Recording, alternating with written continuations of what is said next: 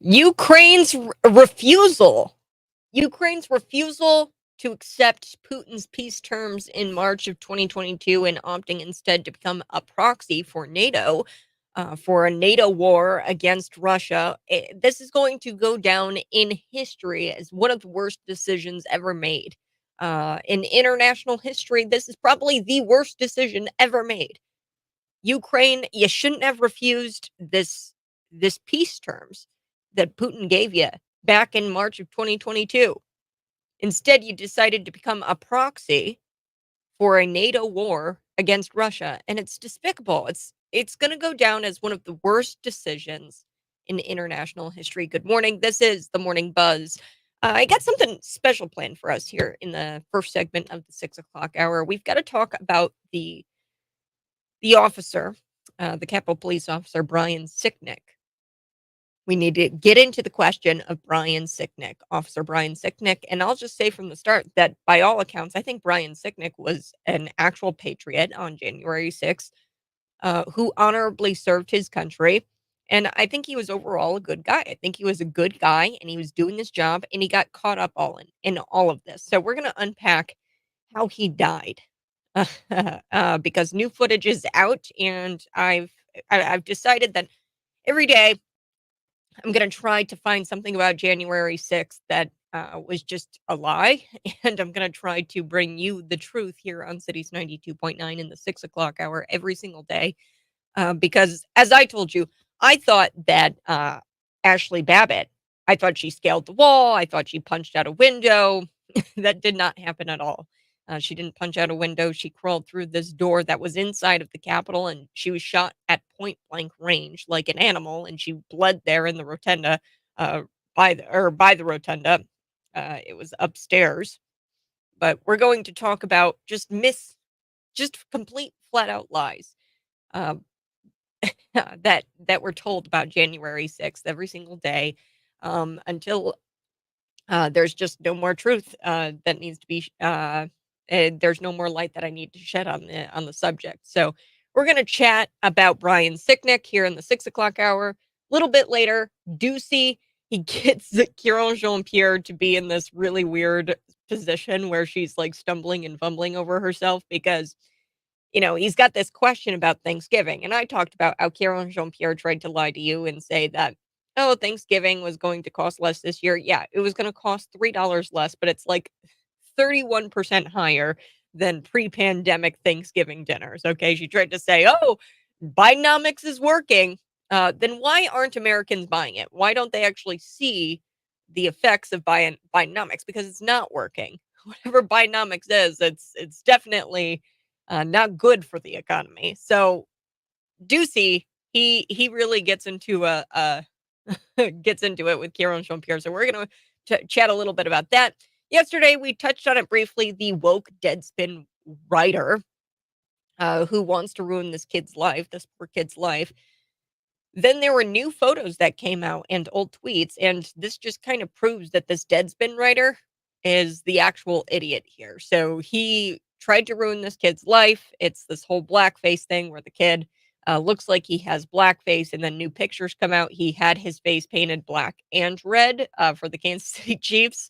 And here you have this Deadspin writer trying to make it look like this kid was in blackface. That's just not true. Later, Steve Bannon actually tells Tucker Carlson how the migrant troubles of Ireland are coming here to the United States. And we talked a little bit about that yesterday with the Chicago reporter William J. Kelly. He's from, he's Irish himself. And I asked him, what do you think in Chicago? Do you think in Chicago we could see this where people on the right start to fight back or fight against law enforcement? Do you think that will ever become uh, a reality in Chicago? And he says, well, it's kind of already happening where people are fighting back. People are taking law and order into their own hands. And that's kind of what is going on in Ireland after the stabbing of these children. I think a woman was stabbed as well. It was a mass stabbing, and it was done by an Algerian migrant. And these Irish people are very upset and they want their country back. They don't want to be overrun by these migrants who shouldn't be there in the first place, and they don't want to be stabbed to death in the streets and have their Irish children stabbed in the streets because of this mass immigration. They don't want the mass immigration anymore.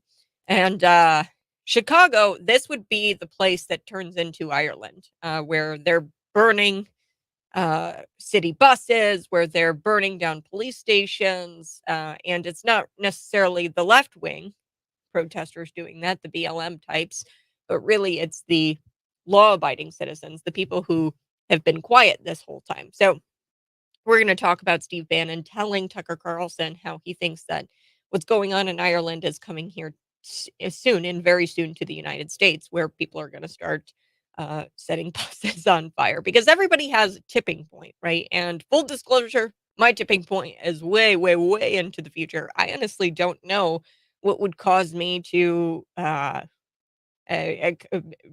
take an extreme measure like burning a bus or something like that. I've never really even thought about that.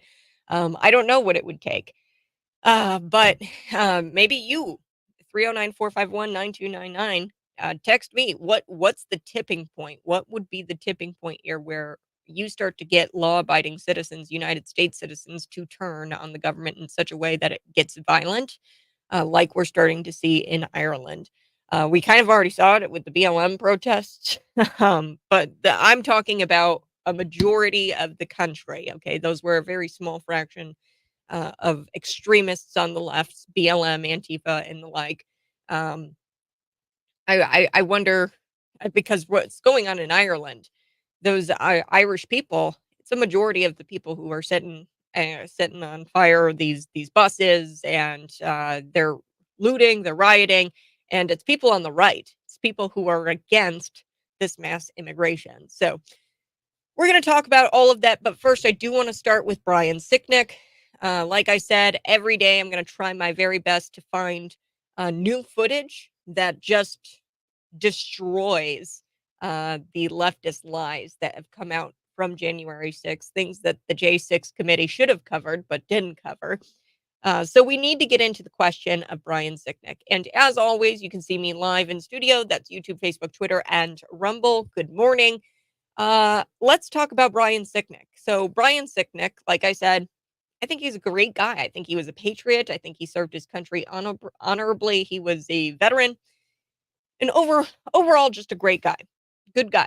Doing his job, and he got caught up in all of this. That's what I think happened. Now, we were told, we were actually lied to, that Trump supporters beat the guy to death, the police officer to death with a fire extinguisher. Like they took a fire extinguisher and beat the guy to death. That's what we were told. It was repeated over and over again on late night shows.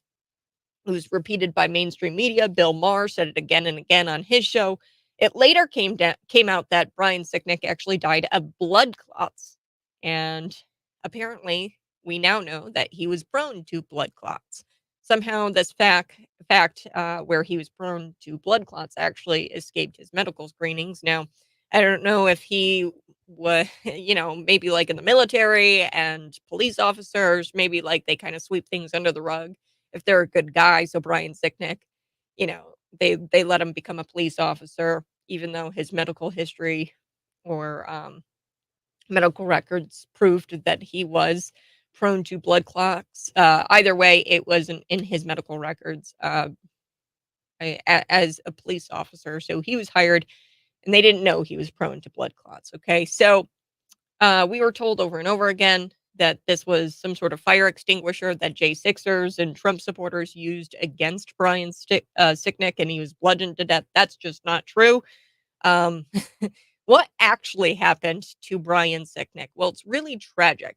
Now, Brian Sicknick, he was on the west side of the Capitol that day, and he was actually a bicycle Capitol police officer. So he'd ride around on a typical day on his bicycle and police the Capitol. Now, he was also a veteran, and like I said, by all accounts, I think that he was actually a decent guy. And it's kind of tragic how his own family has exploited his death.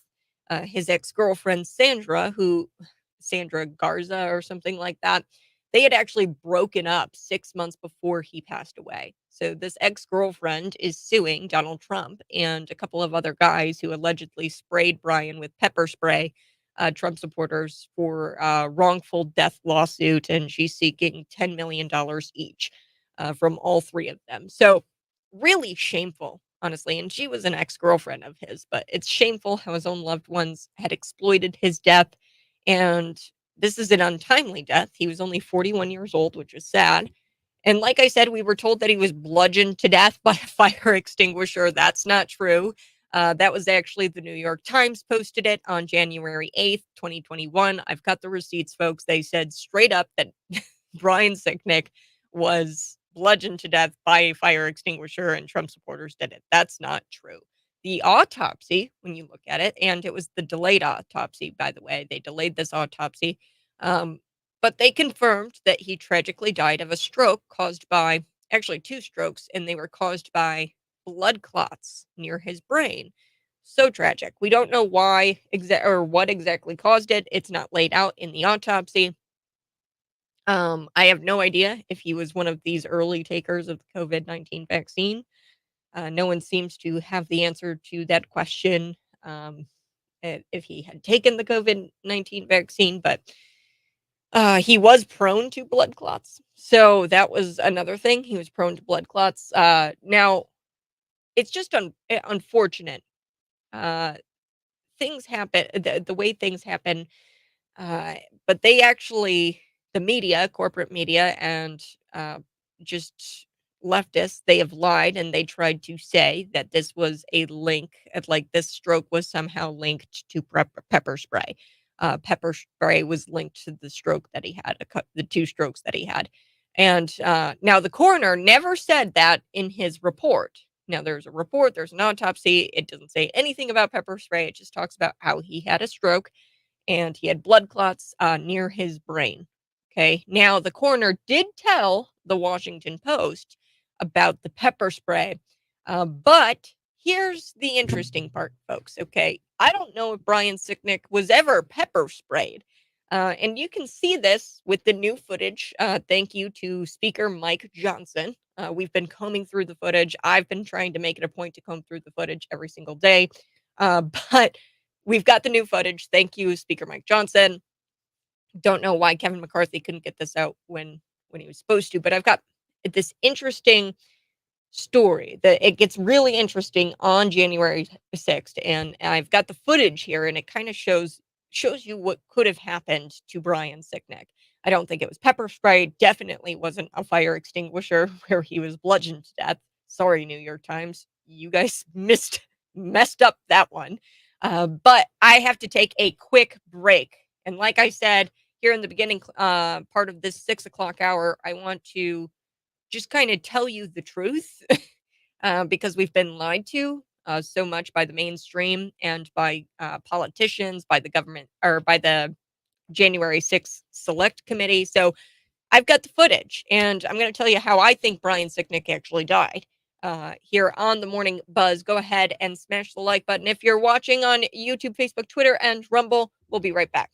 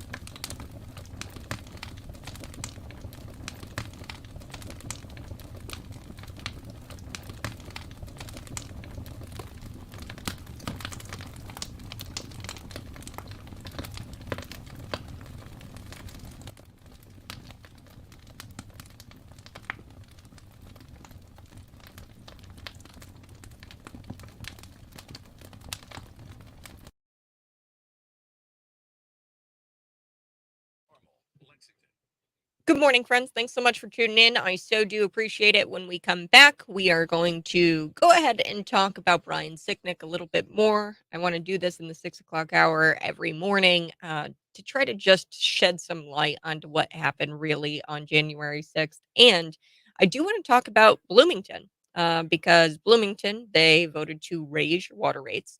Um, and it's quite tragic.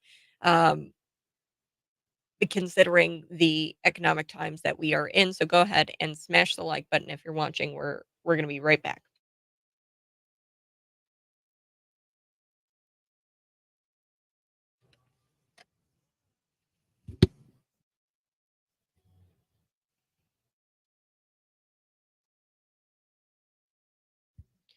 The city of Bloomington, they're looking for what they call revenue enhancements. Aw, those are such cute words. Those are so cute. It actually just means they need more of your money. You see, it's hilarious how government has their own language so you don't notice what's being done to you. Yes. So this government is it's just disgusting. It's disgusting what happened. This vote, your water bill, your water rates are going up 100% in the next 3 years. They voted to raise your water rates. You're going to be paying a whole lot of money for water. And the only people on that Bloomington City Council who have a spine, Sheila Montney and Councilman Lee. So I'm gonna get into that here coming up in just a little bit. I'm gonna tell you, how much your water is actually going to be going up if you live in Bloomington. How the Bloomington City Council, the city of Bloomington, this is the same government who built a never used fire station. And go check this article out on blnnews.com. She lays this out for you, Diane Benjamin. She tells you about how they never built this never used fire station. They never used a water tower. They built a never used water tower. And now they want you to trust them to spend hundreds of millions of dollars on the water system because Flint, Michigan officials screwed up and they poisoned people with lead in their water system. So evidently this is a unelected bureaucrat thing out of DC. They're going to issue all kinds of mandates and regulations for the entire country. And by mandates, I mean their suggestions, much like the mask mandates. You can have a spine and vote against this kind of crap, but a lot of the Bloomington City Council members didn't. The only ones worth a damn are Lee and Montney, like I said. But meanwhile, we've got new neighborhoods experiencing water main breaks, and it's not even cold outside. So I don't know what's going on there. This is a less than 40-year-old water main um, break, and like a water main breaks. If you know anybody in Lash Acres, this is a Bloomington like subdivision, and I don't know. I if you're having issues with the newer pipes, then how can you catch up replacing old infrastructure when the newer pipes need replaced too? I mean, it just sucks. It just sucks. All of it sucks. Government sucks. So we're going to be talking a little bit about some local politics and local government when it comes or here in the 6 o'clock hour in about 10 minutes after I get through Brian Sicknick. But like I said, if you live in Bloomington, and Normal. I believe Normal passed it too, but I got to double check on that. The water rates are going up. So over 100% in the next 3 years. Your sewer, stormwater, solid waste will increase more than 3% every year because those will be tied to consumer price index, so inflation. So uh, we'll talk about it here coming up in just a little bit. But first, I did want to finish this conversation about Brian Sicknick. Like I told you, I want to do this new thing where every morning in the 6 o'clock hour, I provide you some truth about January 6th because you've been lied to. So originally, we were told that Brian Sicknick was bludgeoned to death by Trump supporters who wielded a fire extinguisher. That's not true. The New York Times posted that. Bill Maher repeated it on his show. All the late night shows repeated it on their shows. And now news has come out. Video has come out that shows, a different uh, take on this. The autopsy. We know the autopsy confirmed that Brian Sicknick actually died tragically of a stroke. And there were two strokes that he had. There was a blood clot near his brain. He was known to have clotting issues. So, one thing that I wanted to talk about was what happened in this video. So this happened around 2:27 p.m., January 6th. The spraying of Brian Sicknick. You can see this happen, where this spraying of Brian kind of coincides with a misfiring done by a DC Metro police officer. So he's got a canister of gas in his hand. Now, all of these Capitol police officers and specifically the DC Metro Police, they had gas everywhere. They had these canisters. They were throwing it into the crowd, a peaceful crowd, a innocent crowd, which goes against all um, mob protocols. You're not supposed to do that, but that's okay. um, he misfired. It's really not. They should be under investigation. Every last one of those police officers that were there that day. But this guy, you can see it in the video. This DC Metro police officer actually misfires this canister. So he's supposed to shoot it up into the scaffolding, where he was told to aim it. Then it misfires, and the canister actually lands on the ground by a bunch of police officers, where then the gas starts just coming. The gas starts coming out of that canister. The winds were going out of the northwest. And apparently that day the wind was crazy, 18 to 20 miles per hour. So this gas is just emanating down this entire line of police officers, including where Brian Sicknick was. He was kind of on the south side of the west side of the Capitol, if that makes sense. But you could see all of these officers being gassed by this misfired canister. You could see the officers were vomiting. They were throwing up from the gas. The gas was choking them. And you could see that they were actually sharing water bottles. So there were water bottles that they were sharing, the police officers, and they were trying to get the gas out of their eyes with the water bottles. Tragic day. But what prompted the fall of the police there on that wet side? It wasn't the protesters like you were led to believe. The protesters weren't attacking the police. The police misfired gas. It blew into, and it was blowing into the crowd, and the gas was coming right back at them because the wind was so extreme that day, 18 to 20 miles per hour, and it was blowing right back at them. And then you had this misfired canister. So this possibility, and I've got the video that kind of shows this. Brian was there. Okay, you can kind of see where Brian's at. Brian Sicknick. He was seen also after this canister thing, walking inside of the building, inside of the Capitol. He didn't have any kind of ill effects from the gas that day, the rest of that day. Um, and unfortunately, later that night, he collapsed and he was rushed to the hospital and he died on Saturday. So, a tragic situation, really. This is just tragic. It probably is very avoidable. It was avoidable. Um, and I'm sorry, given this is avoidable given the really bad behavior, especially of the DC Metro Police and Capitol Police officers. It was really the DC Metro Police that I could see had the gas canisters, but uh, we're told that there's supposed to be some sort of internal investigations going on as it relates to police misconduct.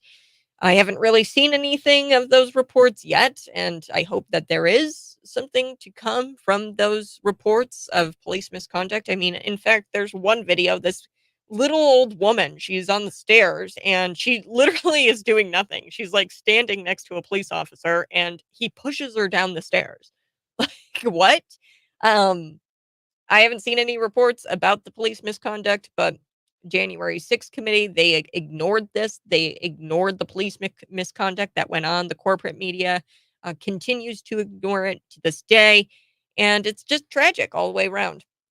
Coming up in just a little bit, I do want to chat about DOOCY. He's got her on the ropes, folks. Karine Jean-Pierre, with this Thanksgiving question about Bidenomics. Peter DOOCY says, why aren't Americans buying buying it? Why they're not buying what you're lying? Okay, lying about Karine Jean-Pierre. You're trying to say that Black Friday sales are, never before seen. That Thanksgiving dinners are cheaper, and that's just not true. So we're going to be talking a little bit about that, but I do want to talk about the Bloomington vote where they voted to raise your water rates This is really tragic, and it's just an example of your government um, taxing you without end. I mean, that old song, Richmond, north of Richmond. It's the government just taxes you without no end in sight. So we're gonna be back next on the Buzz Cities 92.9.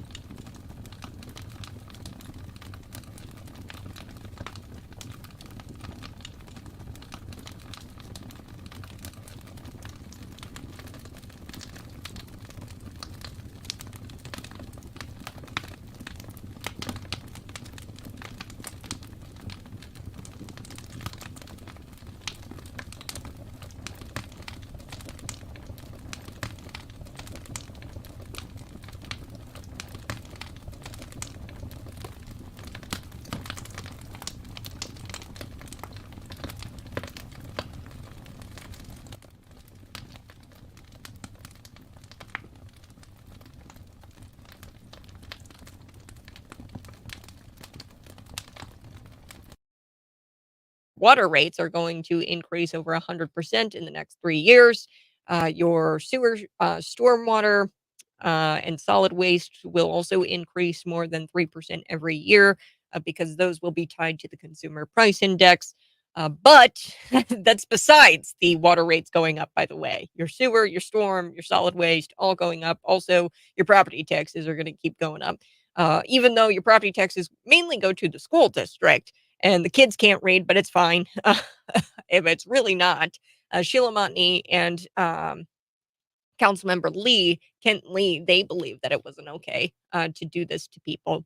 And I do want to share something with you here on the Morning Buzz. You can see me live in studio. That's YouTube, Facebook, Twitter, and Rumble. This is a little clip from the Bloomington City Council meeting. And I want to dig into this because they're thinking about, and I don't even know how much that downtown streetscape project is. It's really just the beginning of a 15-minute city because that's what they want to do. This is a global project. It's a World Economic Forum project where they want cities here in America to turn into 15-minute cities. What does that mean, Kat? Well, there's 15-minute cities, smart cities. It's the same thing. It's where you don't go 15 minutes from now, or you stay within 15 minutes of everything in your town.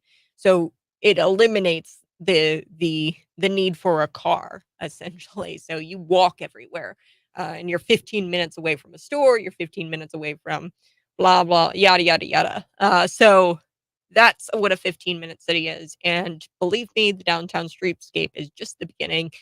And they're going to dish out millions of dollars for that. I don't even know how much it was. I got to go double check that number, but they're going to dish out millions for that. They could save that, by the way, and put it towards the water system if they want to update an aging water system. Okay. But here's the thing, folks. They're not going to update the aging water system. You know that. Your water still sucks. If you live in this Lash Acres, I think I'm saying that correctly. If you know anybody who lives there, they experienced a water main break. Okay. And it wasn't even all that cold outside. We haven't experienced extreme temperatures, and there was a water main break. And it's less than 40 years old. And then also, Diane Benjamin, she points this out in her story. She says, why was the airport road by Hawthorne Hills recently subject to large holes for what appeared to be water main work? Those pipes shouldn't have qualified as aging infrastructure either. So it's kind of hard to catch up on the aging infrastructure, catch up on the old infrastructure when it comes to these water pipes, when you've got your newer pipes that need replaced too. Like, what are you talking about? You need to replace your newer pipes. How about this? Let's get the job done right the first go around, okay? But yeah, I want to play this clip. It's from the Bloomington City Council meeting. Sheila Montney, she's on the she was talking about you, the taxpayer, and how this is going to affect you. These water rates going up. Here we go. 18-year average on the CPI WST is around 4.2%, which is, a significant increase for year-over-year increases from the 3% inflation that we already have built into those other two utilities. So, Assistant City Manager Juergens, could you comment on that? So this part is good. Sure. Again, this is primarily just to make sure that we put those funds in a position to be prepared for the expenses that those are going to incur. And so that the CPI for water, sewer, and trash is just what the industry considers a better index for keeping up with those expenses. As you said, we currently have a 3% increase in there. Sometimes, it looks like the last 3 years, it's been over 3%, always under 5%. But that's just a staff recommendation that'll be better to help us plan and fund those projects in the future without borrowing. But again, that's up to the council's discretion. Well, it's certainly better for the city from a revenue perspective, but just looking at comments that have been posted on social media in the last 24 to 48 of public, I mean, there are folks that are talking about, I can barely pay that is disincenting heads down focus on cost containment for city staff as we move forward in this area, and we're shifting that burden, building in an insurance policy, if you will, but on the backs of our taxpayers. My next question relates to the commercial. I wanted to chat about this morning was Sheila Montney's comments there. She makes a great point. Okay, so if you overtax people and if you raise the rates on people, if you raise the fees, if you raise the property taxes on people, and yeah, they're going to say that we have a flat property tax. I get it. Okay, Tim Gleason, relax. You guys should have cut the budget so that way the taxes could go down. So stop it with that whole we never raise property taxes thing because it's really annoying. You could have cut the budget. And here's where you could have cut the budget. Like I said, that downtown streetscape is $25 million. Cut that whole entire project. You've already spent $750,000 on it. And I don't understand where that money really went to. It sounds like it went to a bunch of people to sit around a table and throw ideas at the wall. It's a global initiative for a 15-minute city. Let's be honest with ourselves here. But let's cut that first of all. But Sheila Montney, she makes a great point. She goes, if you do this, if you keep raising the rates on people, especially over 100% in the next 3 years, not to mention that your water, your stormwater, solid waste, and your sewer is going to be going up 3% every year because those are going to be tied with inflation, consumer price index, not to mention all of that. If you keep doing this to people, death by 1,000 cuts, people will leave. People will no longer live in Bloomington, Illinois. They will stop paying your ridiculous water rates and they'll go somewhere that isn't going to comply with these unelected bureaucrats in DC issuing these stupid regulations for the entire country. And I get it. Flint screwed up. I get that. You shouldn't poison people with lead in the water. But that's on them. That's not on me. That happened in Michigan. It didn't even happen in my state. And here's the thing. If you keep doing this, people are going to leave. And then you're not going to have any revenue at all. And that's what they're afraid of, folks. They're trying to create a savings account because they want to retire. They want to have a nice, fluffy pension, municipal government pension that they've got. So they're creating a lot of savings accounts so they don't have to borrow money in the future. Really, what they're doing, they're lining their pockets so that way they've got a nice little thing to retire on. And the citizens of Bloomington are responsible for funding these savings accounts because they're freaking out and they think that people are going to be leaving the city of Bloomington, and they want to get as much money as they can to secure those pensions, to secure their retirement. Really, that's what they're doing, and it's really this is going to be hard to swallow. People's water rates are going up, and they don't have to. I also want to point out that they aren't keeping up with the water system as it currently exists. If I mean, people who live in Lash Acres, you're welcome to call in. Let me know if there was a water main break. I believe there was a water main break. It's less than 40 years old. It shouldn't have broke. So why are we hiring people? Or I don't know what that was. I'd have to look into it. But why are we hiring people to do the job, and then the job isn't done well, and the new pipes need replacing too? So I don't understand. You can't catch up on replacing old infrastructure when you got the new pipes bursting or breaking. So yeah, I'm sorry that the water rates are going up on you guys. I'd have to look into my city. I don't think that my city voted for this stuff. I get that there's these unelected bureaucrats in DC issuing new regulations and mandates for the entire country, but you got to find a city that won't comply. I mean, it's no different than the mask mandates. I'm not complying with your stupid regulations. That's what you need to find, a good city that does that. All right. I am going to take a quick break, but when we come back, do want to talk about Peter DOOCY, Karine Jean-Pierre. He had her on the ropes. Thanksgiving question he had for her was, why aren't Americans buying what you're selling, Karine Jean-Pierre? Because look at their pocketbooks. I mean, people believe their wallet. You know, you open up your wallet, there's nothing there. People believe that over you saying that the economy is great. The economy is great. Thanksgiving dinner has never been cheaper. It's way cheaper than it was last year. $3 cheaper, Karine Jean-Pierre, and it's 31% higher than what it was pre-pandemic level or pre-pandemic. So I'm back next here on the Morning Buzz, Cities 92.9.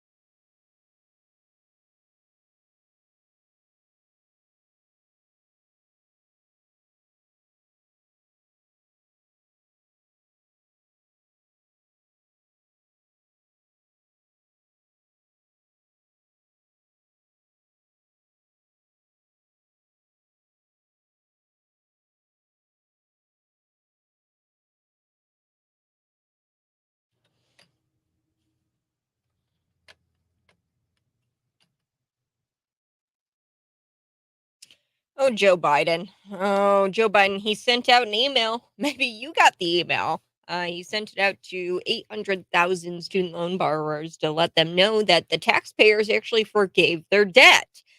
So on Tuesday, President Joe Biden, he sent out an email that should have been an apology for the federal government's really what they did, they went around the Supreme Court. Okay, the federal government went around the Supreme Court. The Supreme Court struck down Joe Biden's student loan forgiveness program, but yet the Joe Biden administration canceled $48 million in student loan debt, using, of course, taxpayer money. So we're going to get to that here coming up in just a little bit. I'm going to unpack the student loan relief update. He sent this email out to folks. It says, a message from President Biden. Congratulations, student loan debt has been forgiven because of the actions of my administration took to make sure you received the relief you earned and deserve. So I don't know. I actually went through something, and I'm going to share a personal story with you here coming up in just a little bit. I went through something absolutely crazy, and I can't help but feel like this student loan thing is a total racket. People say, go to college, go to college, go to college. Really, what I think this is, it's a total racket. And it's so fun talking to my blue collar brother because he kind of gets it, and he gets it in a different way. It's kind of interesting to hear his thoughts on it. But he goes, yeah, I remember when I took a couple of classes at this college, they wouldn't let me pay cash for my classes. And anytime somebody says, no, I don't take cash, it kind of like raises my eyebrows a little bit. I think all of it's a racket, and somebody's getting rich somewhere off of this stuff. So we're going to unpack Joe Biden sending this email out to student loan borrowers. I'm going to tell you guys actually a personal story on the other side about my student loan. It kind of gets crazy. And it just kind of proves that this is a racket. So I'm back next on the buzz. Do want to talk about that, and I do want to talk about Peter DOOCY. He had her on the ropes, folks. Karine Jean-Pierre, of course, with the amazing questions, and then the woke Deadspin writer who ruined this kid's life or tried to ruin it. After these new photos came out and these old tweets came out of this Deadspin writers, it just proves that he's the idiot. So I'm gonna talk a little bit about that here next on the buzz.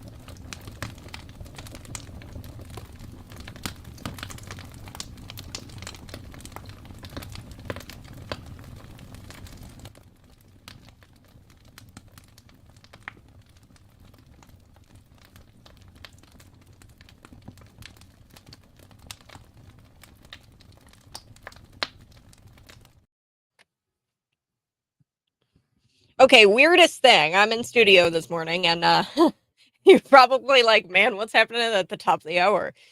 So this really cool inside baseball thing I'm going to tell you guys, so that way if you hear anything kind of go crazy this morning, you know what's happening. I'm very staticky this morning. It's very dry out. It's 24 degrees here in Bloomington normal, and at the radio, I touch the microphone and it zaps me. Okay, I touch the microphone. It's like kind of metal and it zaps me, and then all of a sudden the screen goes black and the radio comes off. And I'm like, whoa, whoa, whoa, whoa, what's going on? So if you're staticky, it kind of messes with the signal a little bit. Like me, myself, I'm like staticky this morning. I try to grab, so ladies out there, if you're listening, a dryer sheet, run it through your hair or put it all over your clothes. That kind of helps a little bit with the dryness, but it's miserable when you've got static everywhere and your hair is like going crazy. And I touched the microphone and it zapped me, and then the radio came off. So that was kind of spooky. I was like, whoa. Sometimes you just have those days. So my coffee maker wasn't working this morning, and I was like, man, how do I fix this? And good thing I got the boyfriend. He helps me, and he like, here I am helpless, and I'm like, I don't know what to do. And then he comes in and he's like, well, it's silly, or you've got this needle. I've got a Keurig, and he goes, the needle is all clogged up. So he um fixed it for me. But you just have those days. Like, it's not Monday, but it feels like a Monday for me. But yeah, that if you experience any kind of weird things on the radio, it's because I'm staticky and I'm trying to get myself not so staticky. I even have like this really cool ground mat that is supposed to ground me, so that way I don't have like electric. But before we took the break, I was telling you guys a little bit about the student loans, which we're going to get to. Biden sending an email out. Maybe you got one to 800,000 student loan borrowers to let them know that the taxpayers forgave your debt, which I totally get, right? I don't want to be in debt either. And I think that this whole student loan thing is a racket anyway. And I'll tell you why here coming up in just a little bit. But first, I do want to talk about Peter DOOCY. I've been trying to get to this all morning. So, Peter DOOCY on Monday completely destroyed Karine Jean-Pierre. He had her on the ropes, folks. And she only had one option: blame Joe Biden's predecessor. So that's Donald Trump.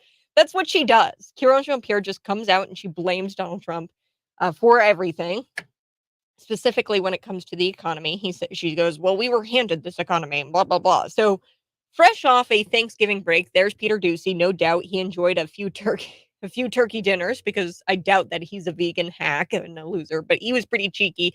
And he asked Karine Jean-Pierre, and he goes, do you believe that people are buying this? So he's asking Karine Jean-Pierre if she believed that people sat around the dinner table, the Thanksgiving table, and we're talking about how much or how affordable everything was.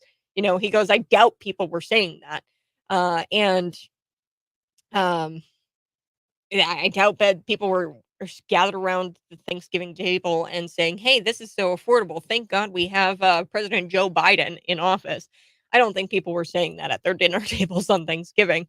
That is not what happened. DOOCY knows that. Karine Jean-Pierre pretends she doesn't know that. And we live in a world where people think families argue about politics during Thanksgiving dinner. So DOOCY actually used that to his advantage. On the mainstream media, you'll hear it all the time. The news, they'll be like, and avoid politics and religion at dinner time. No, we're not going to avoid politics and religion at dinner time. We're going to sit down and we're going to talk about these issues because it matters. Otherwise, you're paying like, what was it? It was $60 for a family of 10 or something like that this Thanksgiving, which is a little less than what it was uh, last year. It was like $63 to to feed a family of 10. But here's Karine Jean-Pierre, and she takes DOOCY's question.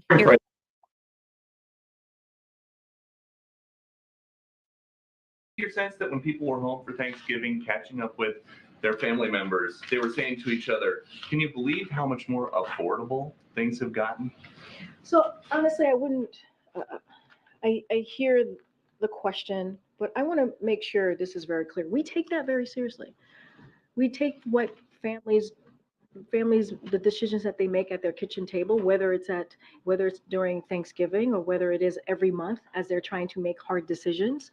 about how they move forward with taking care of their family. We take that very seriously. It's not a joke to us. It is important to us. This is the president who talks about it in a very personal way when he talks about what families have to go through, working families, middle class families, and that's why he's taking actions that he has. And so, look, the fact is, the data shows that the economy is improving. The data shows that households remain in a strong financial position. Household wealth is at a record high, with lower income households seeing the largest gain since the pandemic. Those are indeed what we're seeing.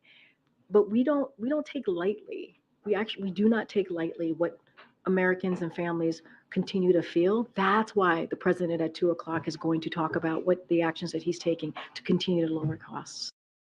Oh boy. So, I mean, can the White House explain the disconnect here? Because obviously there's something going up. So I love this DOOCY question, because really it just shows how clueless the White House is when it comes to their messaging. If these conversations crept up at the Thanksgiving table, it wouldn't be that we talked about what a good job Joe Biden was doing. No. No one is looking at the receipts after grocery shopping and saying to themselves, wow, gee, I think Joe Biden's doing a splendid job. I don't think, look, I mean, I don't think anybody is looking at that. And now they've resorted to just telling you flat out lies. So I want to talk a little bit about these cherry picked statistics. Okay, so that's what they're doing. They're just cherry picking statistics. They're trying to put those statistics out there for the low information voters, the low information supporters. The previous Republican president, working in unison with a Republican controlled Congress and a Republican controlled Senate, we had a robust economy until the pandemic hit. Then Joe Biden came along and used the pandemic to pass policies that made things even worse, policies that later admitted he lied about. Okay, so now he wants the people to believe that he brought down the cost of living, where while some things might be better than they were in 2022, like the cost of Thanksgiving dinner, it was, $3 cheaper. And I don't know about you, but at $3, I don't know where I'm going to spend it all. But yes, Thanksgiving dinner for a family of 10, it was like $3 cheaper this year, but it's still like 31% higher than what we had in 2019 pre-pandemic. Okay, under Trump's administration, we had pre-pandemic. I mean, it was just it was just a robust economy that we had. And um, things are so much worse than they were when Joe Biden took office and started screwing things up. They cherry picked the statistics. And when real people feel how everything is more expensive than it was pre-Biden. They're feeling it. It's gas, food, basic groceries, heating your house, water bills, basic Bidenomics, okay, is telling people who are struggling, quit complaining. You don't know how well you have it. Okay, that's Bidenomics in a nutshell. Quit your complaining. You don't know how well you have it. Okay, that's literally what they are, and you can see it in every facet of government. I mean, I just talked about the Bloomington City Council. They're sitting there saying, "Oh, we're going to have a great savings account. We're going to fix our aging water system." They're not going to do any of that. Okay, they're going to sit here and they're going to say, "Quit complaining. I know that we just raised your water rates 100% over the next 3 years, but quit your complaining. You don't know how well you have it." It's really about them getting paid. It's really about them lining their pensions and having a nice little thing, a nice little nest egg. Okay, once they leave their position as an unelected bureaucrat, a city manager, and the like. Okay, so the only statistic that matters to voters is what I call the me and everyone I know metric. Okay, that's what I say, the me and everyone I know metric. Assign a number to yourself based on your job status and how expensive you find everything. Okay, +1 for everyone you know who is doing okay, -1 for everyone you know who's not. Okay, that's the math I'm going to be using here. Okay, the only number that matters to people. When they vote, this is the only one. It's the me and everyone I know metric. This is the only matter or number that matters to people when they vote, and that's how they judge the people they vote for. Okay, so normal people, you know, they look at this and they're like, well, me and everybody I know, we can't afford things like gas. We can't afford things like groceries. We can't afford our heat. We can't afford our water. We can't afford these things, utilities, because it just keeps going up and up and up and up and up. And it's a clear indication that here in Bloomington, you have Joe Biden to thank for this because, you know, the Bloomington City Council said it themselves that this was a mandate passed on by the federal and state officials. So you have JB to thank. You have Joe Biden. You have both JBs to thank for your water rates going up. And you also have the Bloomington City Council to thank because the buck could have stopped there. They could have said, no, we're not doing this. We're going to run our city the way we want to run it. And we're going to not raise rates on the Bloomington residents in every area of their life. We're not going to do that. They could have said that, but they didn't. And this is why elections matter. So I do have to take a quick break, but when we come back, I do want to talk about the email to 800,000 student loan borrowers. That's what Joe Biden sent out to let them know, these 800,000 student loan borrowers, that they would have their debt forgiven. So I'm going to talk about that, how the student loan thing is just an entire racket anyway. That's next on the Morning Buzz.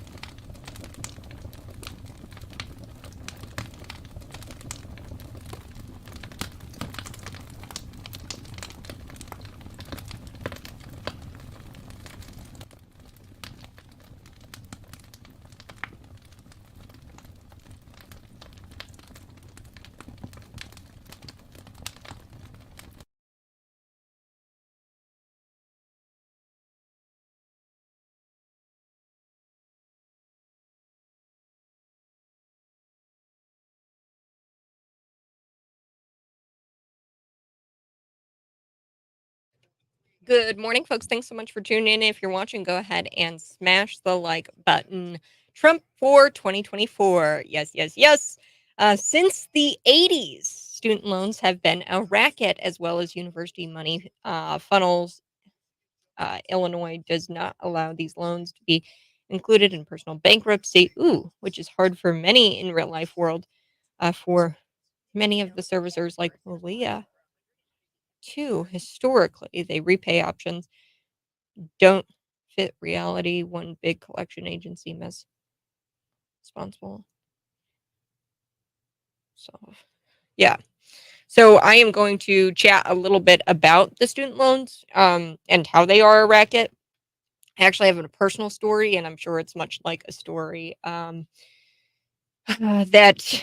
you have encountered because this is a story of many people. Um, dealing with federal student loans or with the federal government when it comes to federal student loans and FAFSA and things like that. So I'm back here next on the Morning Buzz.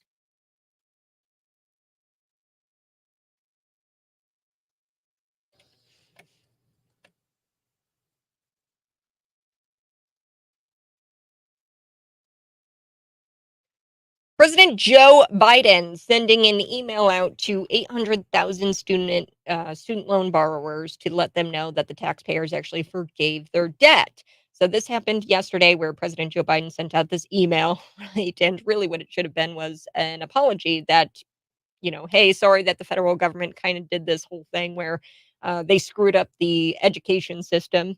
But instead of the apology that he should be issuing, he informed 800,000 student loan borrowers and that the taxpayers forgave their student loan debt.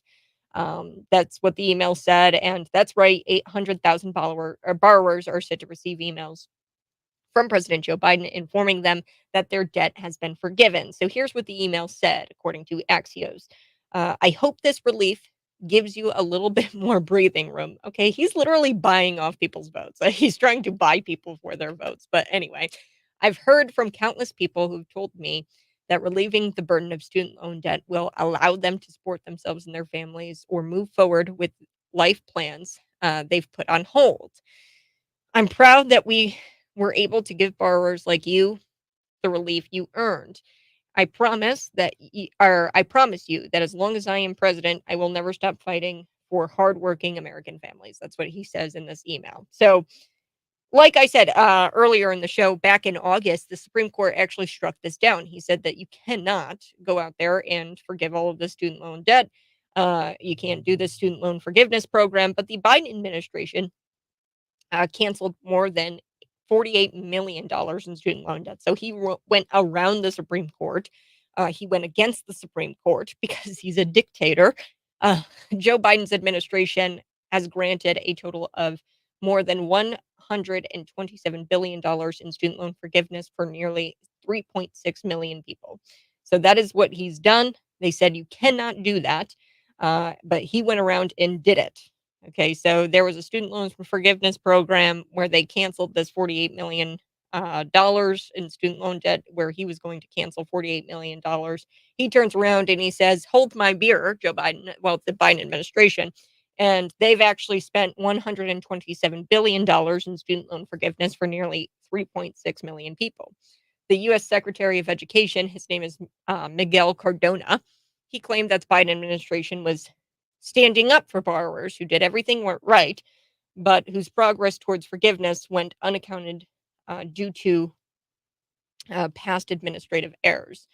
Okay, so the federal government has made a mess of public education and a mess of the system. And this is where I'm going to tell you about a little personal story of mine. And I feel like an idiot, but I mean, it could happen to you. And I think that it's going to happen to a lot of people. So SL Finance, they actually got sued by the FTC. It's a Federal Trade Commission. There was a lawsuit. There was a case. It just happened this past spring, I think it was, where they filed the case and then the case finally closed. I think the last update here was October 6th of 2023. So SL Finance, about a year ago, I had somebody contact me. They had all of the U.S. Department of Ed like logos. They had everything. Yes, I did get scammed. That's the moral of the story. But SF Finance, they were really being deceptive in that they were trying to say that they were like a known student loan provider of the U.S. Department of Ed. Okay, so they took over my loan and they said you can pay back your loan through us, this financing company. I was like, okay, that sounds great. And they said that they were doing a student loan forgiveness thing where they would shave off $2,000 if I went through them. Looking back on it now, I should have done more digging, but I didn't because I was fresh out of college. They called me. They knew everything about me. They knew, my major. They knew where I attended school. They knew how much my loan was. And he claimed that he was my student loan advisor.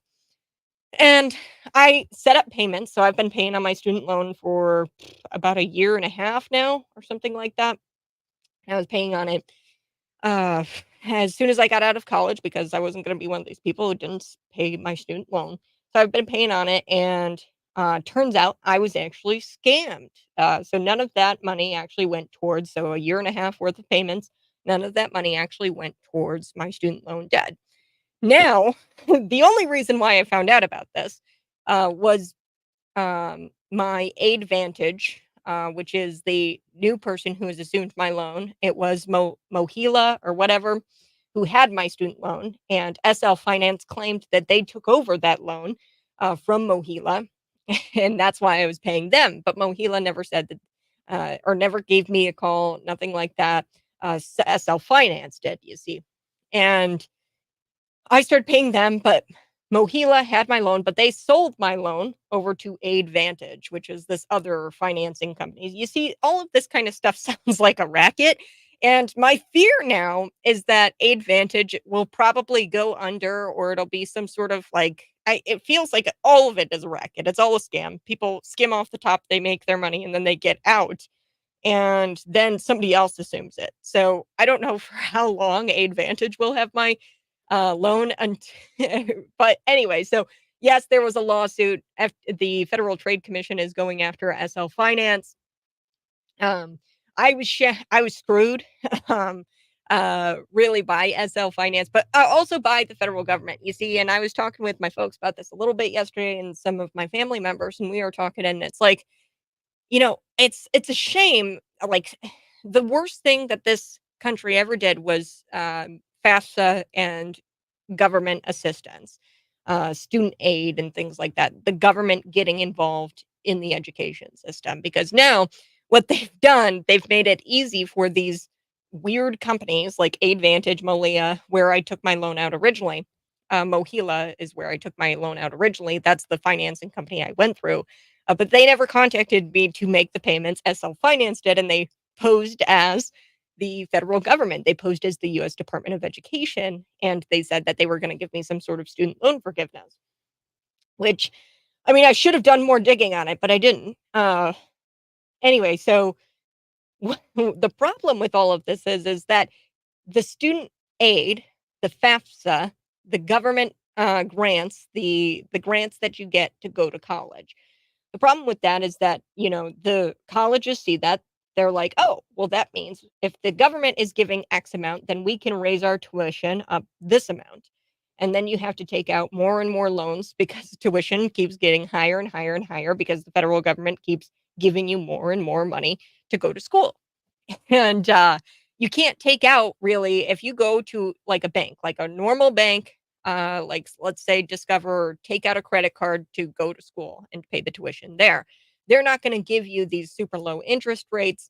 Now these, I call them like, I don't even know if they're legit. I don't know who's doing money laundering or what. I don't know if they are or not, but it seems like a racket. All of these student loan providers, they have to abide by what the federal government says. So they have to set specific rates. They have to set you up in a specific rate or a specific payback program, payment program.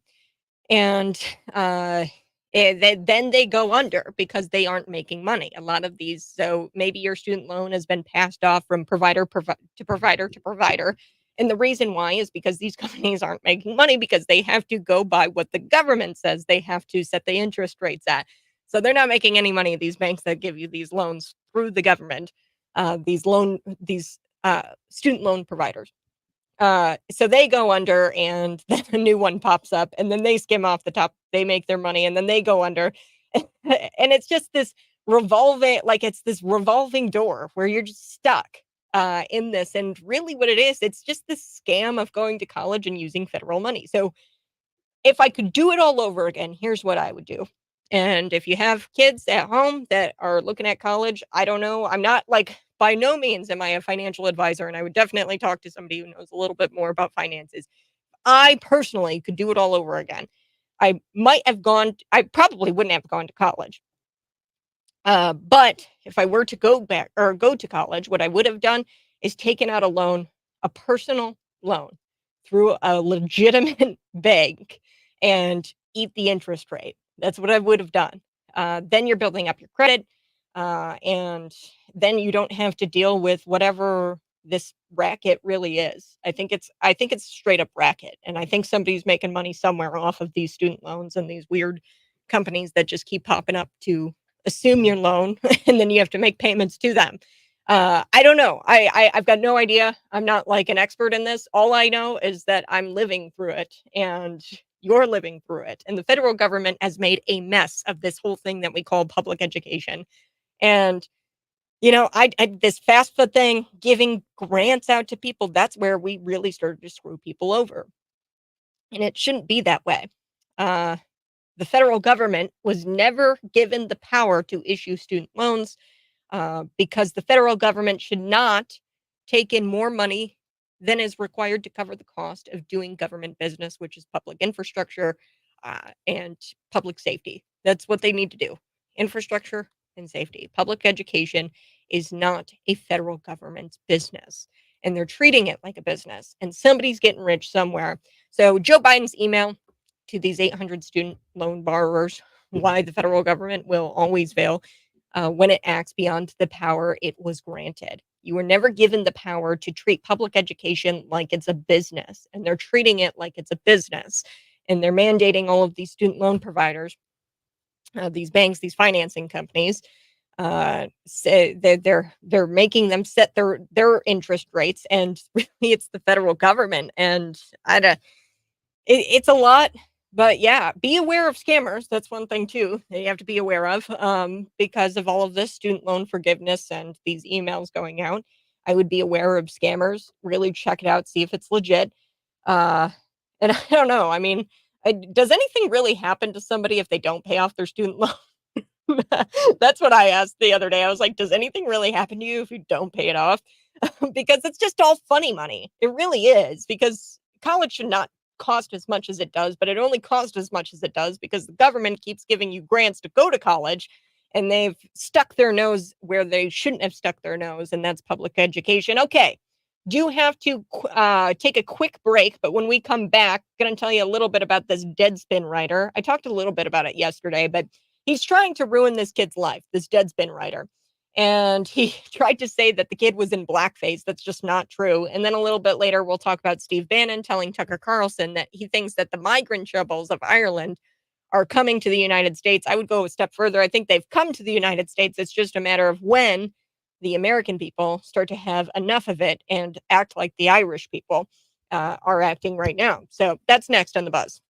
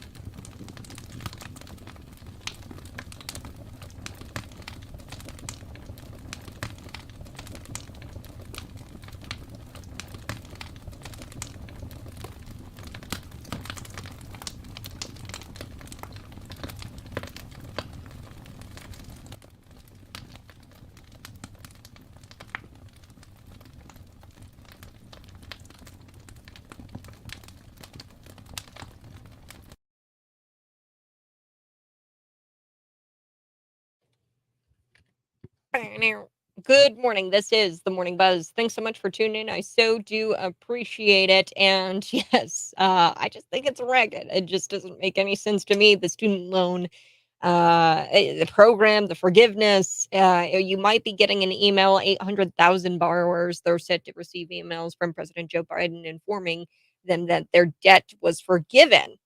Okay, so the email, it reads like this. It says, I hope this relief gives you a little more breathing room. I've heard from countless people who have told me that relieving the burden of student loan debt will allow them to support themselves and their families and move forward with their life plans that they've been putting on hold. President Joe Biden, look, the federal government should not have gotten involved in public education to begin with. Okay. Uh, the federal government was never given the power to issue student loans. They were never given the power to issue grants. And because the federal government should not take in more money than it's required to cover the cost of doing government business, public education is not the federal government's business. Okay, they are treating it like a business, public education. And education, just higher education, the entire education system, the government has been treating it like it's their business. Um, and I unpacked a little bit of that. The email that Joe Biden sent out to 800,000 borrowers demonstrates why the federal government will always fail when it acts beyond its power that it's granted. The federal government has no business sticking their nose where it doesn't belong, and they should not take in more money than is required to cover the cost of doing government business. And really, what they're doing, they're taking in money off of these student loans. So they've created the problem, and he claims that he has the solution to your problem by forgiving your student loan debt. The reason why he's forgiving your student loan debt, it's not because he's a nice guy. It's not because he cares about you. No, no, no. It's because it doesn't really even exist. I don't think that this money, it's all funny money. It just doesn't even exist. And he has no problem forgiving some of it. So that way he can kind of buy off your vote. But really what he's doing, it's a racket anyway. So he's just kind of buying off your student loan. But it really shouldn't even be there in the first place. Tuition, it keeps going up and up and up because government keeps giving more and more and more in grants. And they know that the government is still giving up or giving more and more in grants, so that the universities are going to keep raising tuition. All right, I do want to switch gears. Let's talk about the Deadspin reporter. Normal people, they just watch sports as a recreational activity, or in some cases because we enjoy having our hearts broken by the Buffalo Bills coaching staff, uh, because we enjoy having our hearts broken. But the Buffalo Bills, they ain't doing so well. Or the Bears, right? Sometimes we just watch to break our hearts, to have our hearts broken. But others watch because you never know whose life you can destroy in the name of progressive politics. That's what Deadspin writer Karen, that's his name, Karen. He's a male Karen. This Deadspin writer, his name is Karen Phillips. He falls into the category where he watches sports because he wants to destroy people's lives in the name of progressive politics. And he found a little kid to pick on this time. Because again, while normal people, we watch sports fans, they paint their faces, they wear their favorite sports jersey, they support their team. Woke journalismers found an excuse to create racism where it doesn't exist. They created racism where it just didn't exist. So Karen, which is so funny, Karen, the man, he saw this kid and he had blackface. Okay. And he created content demanding that the NFL speak out against the Kansas City Chiefs fan. And yes, the Native Americans too. While the Redskins let themselves be cyberbullied by these woke idiots, many of whom are not Native Americans as much as suburban white women, into changing their name. So they actually want the Kansas City Chiefs to change their name from the Chiefs to something else. In this journalismer's brain, the Karen, the kid was wearing blackface and a headdress because he hates people. That's what the journalismer thought. He thought, this kid is wearing a headdress and painted half of his face black because he hates Native Americans. That's not true. Uh, um, Yeah, I don't know. Maybe if your team colors were blue and you were wearing blue face, would you hate the Smurfs? I don't know. I'd have to ask Karen. But here's the thing: Deadspin purposefully they used this very misleading picture to ruin this kid's life, um, and they wanted to get maximum rage clicks. That's really what this was. And as it turns out, as expected, the kid was wearing the team colors, black and red. He had black on one side of his face and red on the other side. So Phillips, Karen, claims that the people criticizing him for misleading people are idiots for treating this harmless act as a harmless act. It's actually a harmless act, dude. You're crazy. This is like an 8-year-old kid. He looks like he's 8 years old and he painted his face. And he is of the belief and makes the argument that the kid having a half black, half red face is even worse. Okay. Y'all are the ones who hate Mexicans, but wear sombreros on Cinco de Mayo. So um, that's what he was saying. He says, hey, it's wrong for him to even like depict this headdress. He hates Native Americans. So he's saying that we're crazy, that the people on the right are crazy for criticizing him for not treating this like a harmless act. But this resurfaced tweet of Karen's is kind of amazing. If it seems the journalismer is obsessed with racism, it turns out he's a bit of a racist himself. So this is why they write about racism. It's because they're racists themselves. They talked a lot about what was her name yesterday. I forget her name. I think it's Abby or something like that. She's on CNN, and she was just exuding this soft bigotry in the press briefing room where she talks about Stevie Wonder. She talks about how the black vote or the black agenda is falling by the wayside. And I'm just like, thinking to myself, I'm like, what? And she talks about how black people can't get an ID to vote. She also talks about how black people need to have special treatment in colleges, and they need affirmative action in order to get in. And that's just what I call soft bigotry. It's not specifically overt, but it's still bigotry. Okay, these people are racist themselves. These journalismers. So this tweet was truly shocking. Um, this tweet to have come up. And I'm going to share that with you here coming up in just a little bit, but I do have to take another break. I'm going to pull that tweet for you. We're going to read that tweet, and then we're going to talk about Tucker Carlson on X. He just dropped another podcast with Steve Bannon, and Steve Bannon was talking about how the migrant crisis in Ireland is actually going to be coming here to the United States. And I won't be surprised if disgruntled citizens start to act like the Irish people. I think that could happen in 2024. That's my prediction. You guys can see me live in studio, YouTube, Facebook, Twitter, and Rumble. That's next.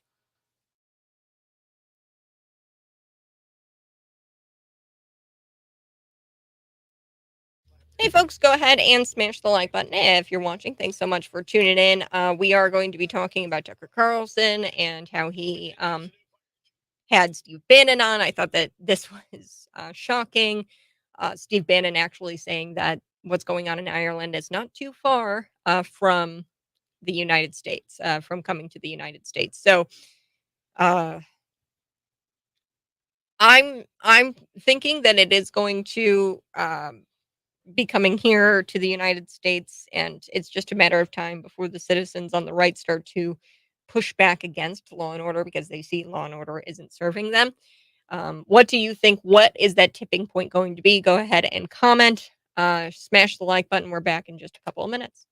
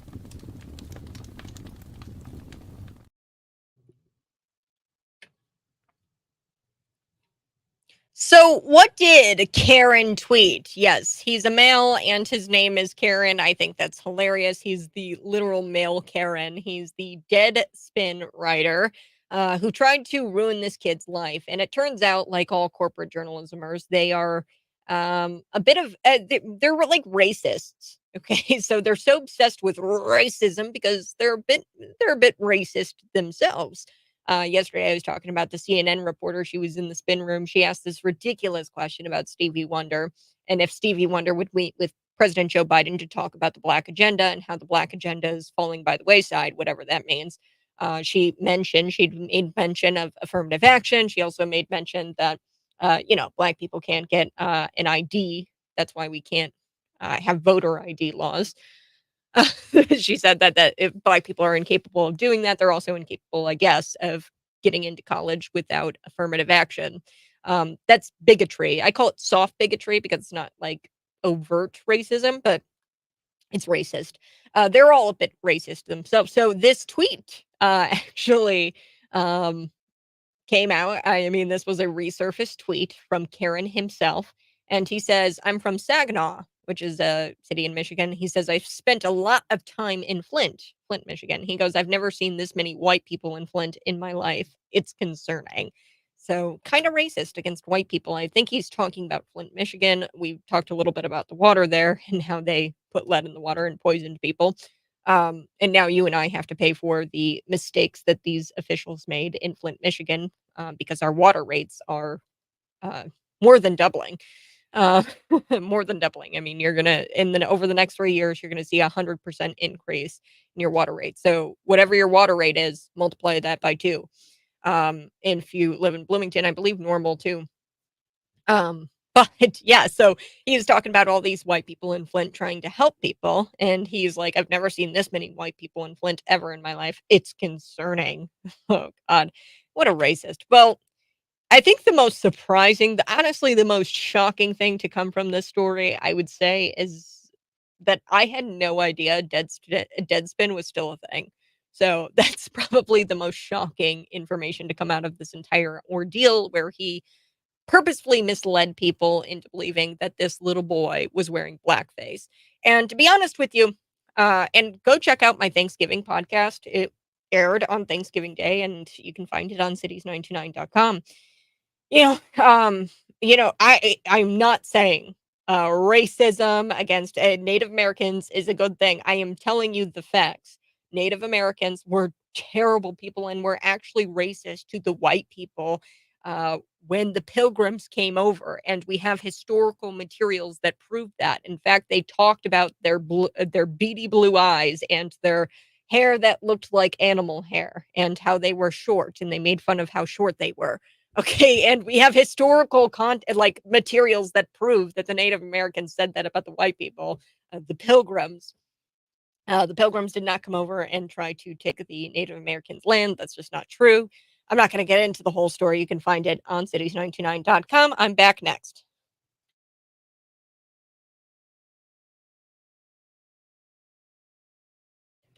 Good morning, folks. This is the Morning Buzz. Thanks so much for tuning in. If you're watching, go ahead and smash the like button. That would greatly help me out, and share this out with your friends. Yeah, the Thanksgiving story, I'll kind of sum it up because I've got time here for you guys on the stream. I won't do that for the radio friends. They should have tuned in on Thursday, but you guys get it. The Thanksgiving story, it's really kind of incredible, and it really changed my outlook on life and my outlook as an American. The Pilgrims came over in the 1600s on the Mayflower, right? And they landed on Plymouth Rock. They named it Plymouth. It used to be this little town. It was called Patuxent. And Massasoit was this Indian leader who was there. He had this Wampanoag tribe, and he was worried that this tribe was going to die. It was a confederation of multiple Native American Indian tribes, and he was the leader of it. And he was worried that they were going to be wiped out because there was a neighboring Western tribe, Indian Western tribe, where he was worried that they were going to come. Oh, hold on. I got to fix this. I'll be right back.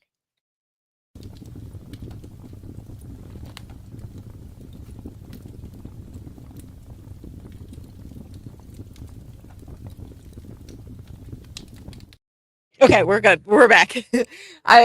So if you guys can't see, my hair is very, very staticky this morning, and I've been trying to take a dryer sheet to it, but every time I touch the microphone, it shuts off the programming for the radio friends. So I've got to fix that. But smash the like button if you're watching. And back to my story about the Indians. So Massasoit, this Indian leader, he was worried that his tribe was going to die out because there was this Western enemy tribe to the west of him, and they were going to come in and wipe out his entire tribe and take over his tribe.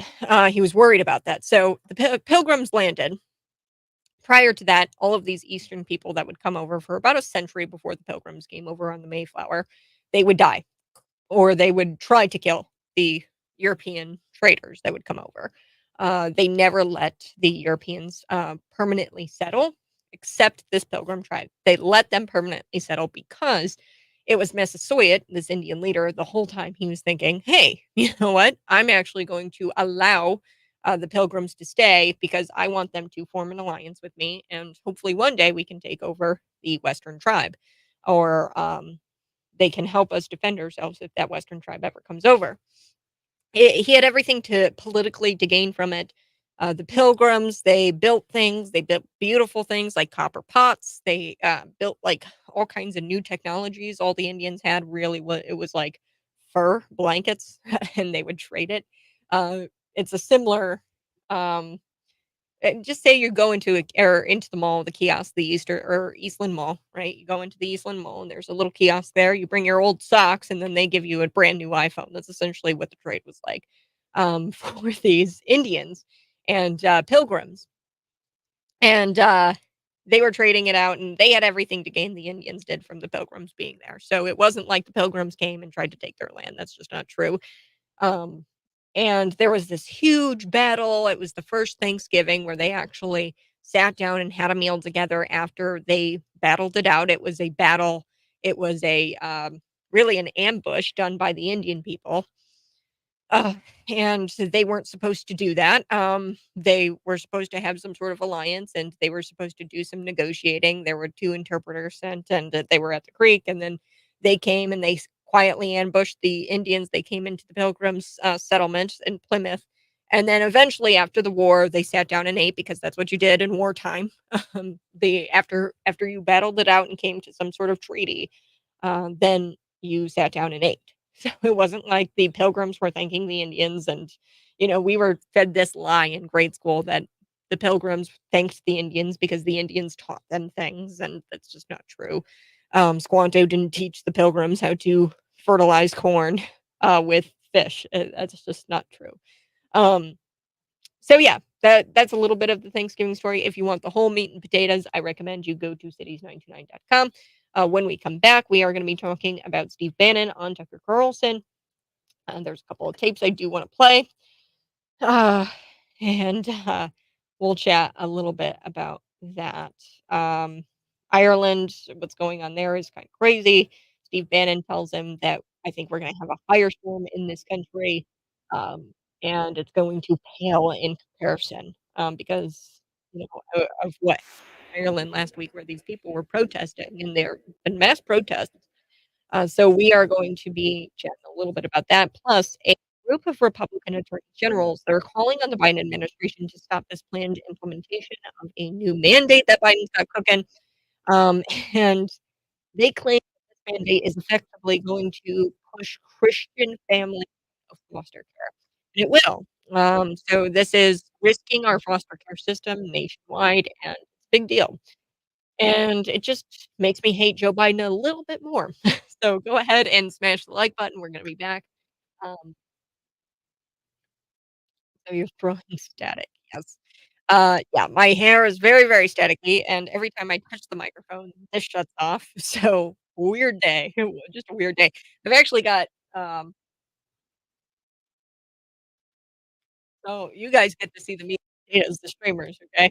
I've actually got this little staticide, and I'm supposed to be spraying the floor here to ground myself, but it's not quite working.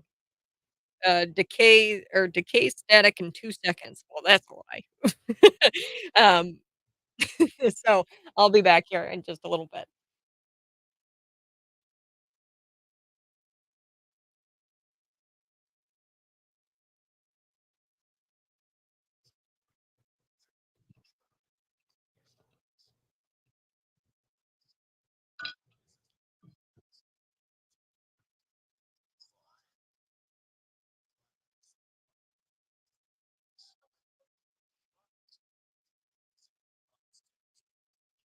Coming up in just a little bit, I'm going to be telling you guys a little bit about Brian Sicknick. So Brian Sicknick, the story there. And like I said, every day I want to bring something new about January 6th to you, the listener, because we've been told a bunch of lies. We've really been told a bunch of lies about January 6th. With all of this new footage, it's kind of hard to comb through. And I do want to get into the story of Brian Sicknick and what actually happened to Brian Sicknick. Like I said, I think he's a patriot who served this country very honorably. I think he was a good guy. Not all of the Capitol Police were bad. I want to make that known. I think he was a good guy that just kind of got caught up in all of this. But we were lied to. The media and Bill Maher and the late night show hosts, they all repeated this, the mainstream media, that he died by Trump supporters beating him to death with a fire extinguisher. That's just not true. The New York Times, I've got the article right here. It says January 8th, 2021. They said that he was bludgeoned to death by a fire extinguisher. That's not true.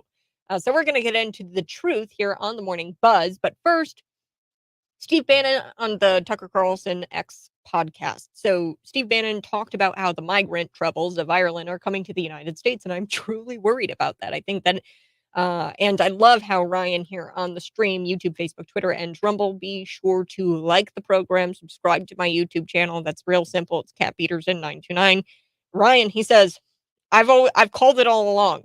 Europe is about 4 to 5 years ahead of us on this when it comes to these violent protests.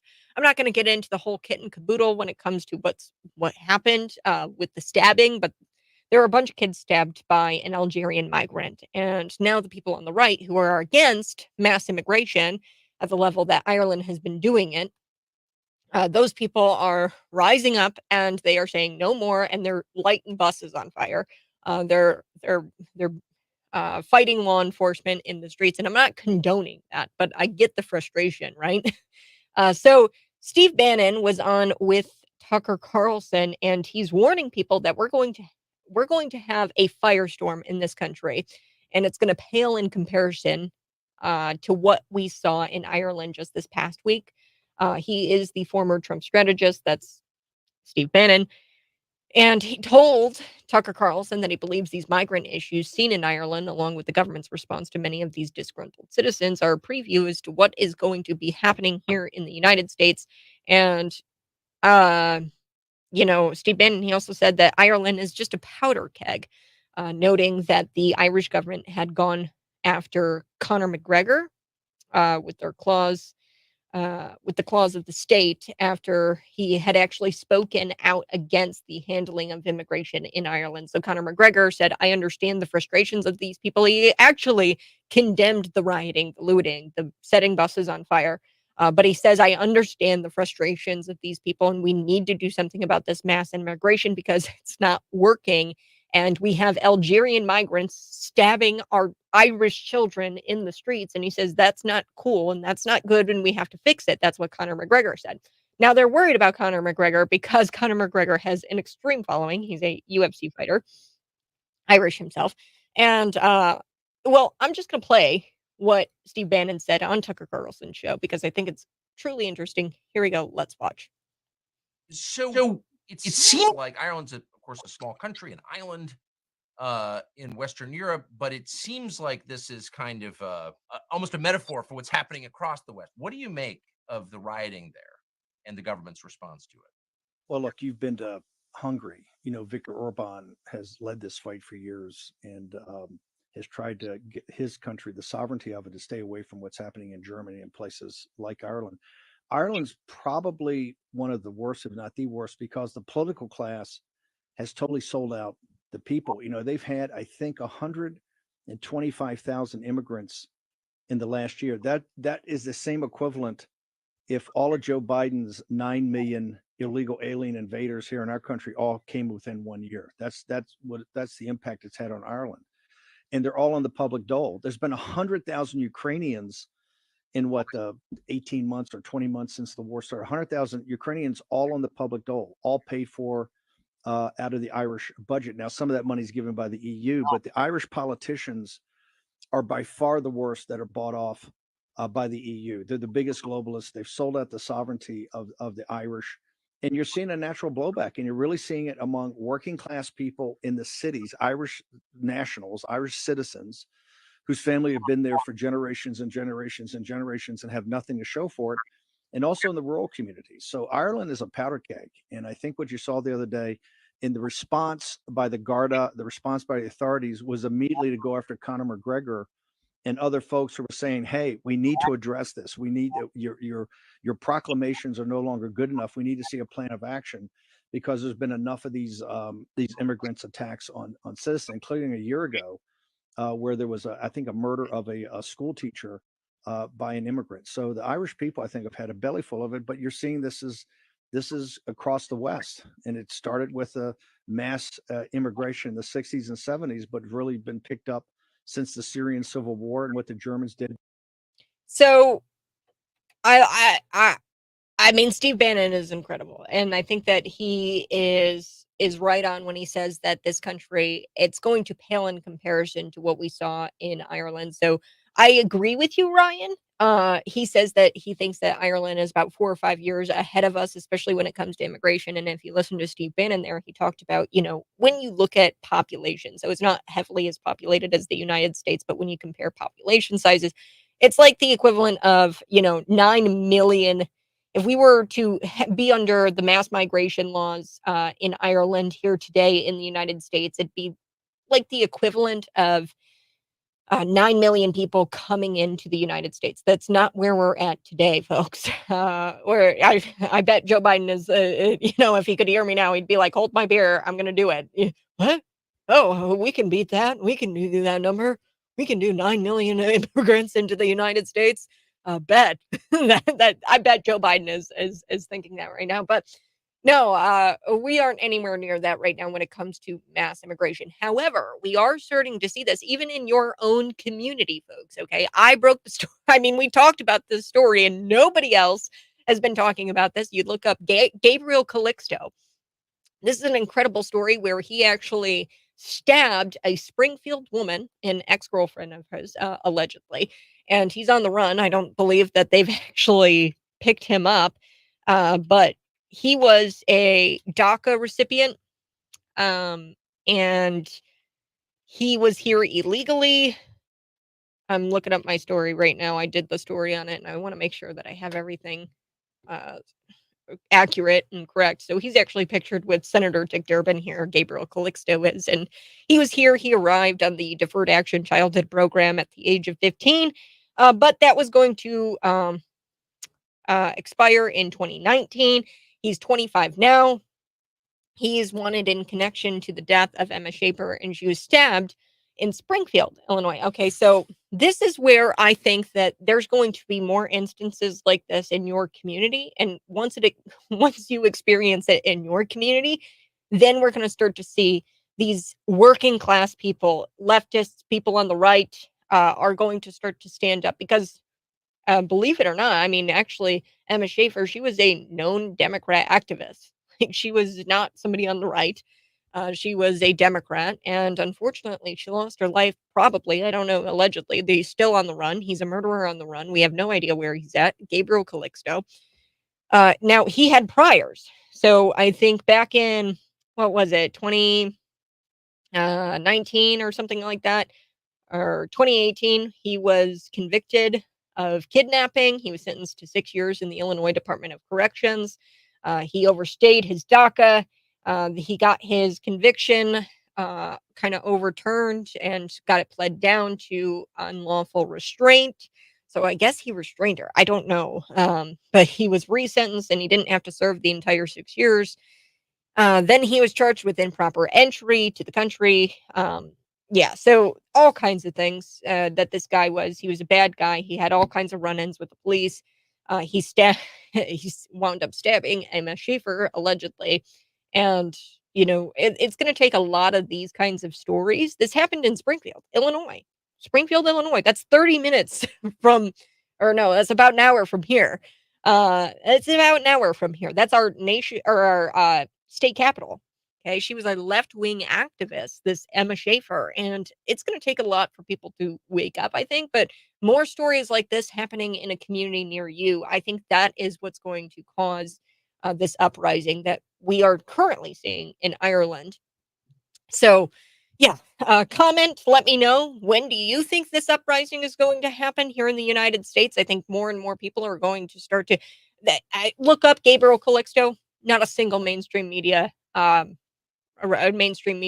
has picked this up. We picked up this story, and he's a murder suspect on the run. I've called the Springfield police. Nobody gets back to me. I've called politicians. I've tried to call people to try to figure out where this guy is at, but who knows? He's probably out there right now in the United States. It's believed, some people believe, that he fled back to Mexico, but he was an illegal immigrant. He was here illegally, and he wound up stabbing this young girl, an ex-girlfriend of his. She worked on all kinds of immigration projects. She might have met him through there. I don't know. But how tragic that Emma Schaefer's parents, her family, don't have the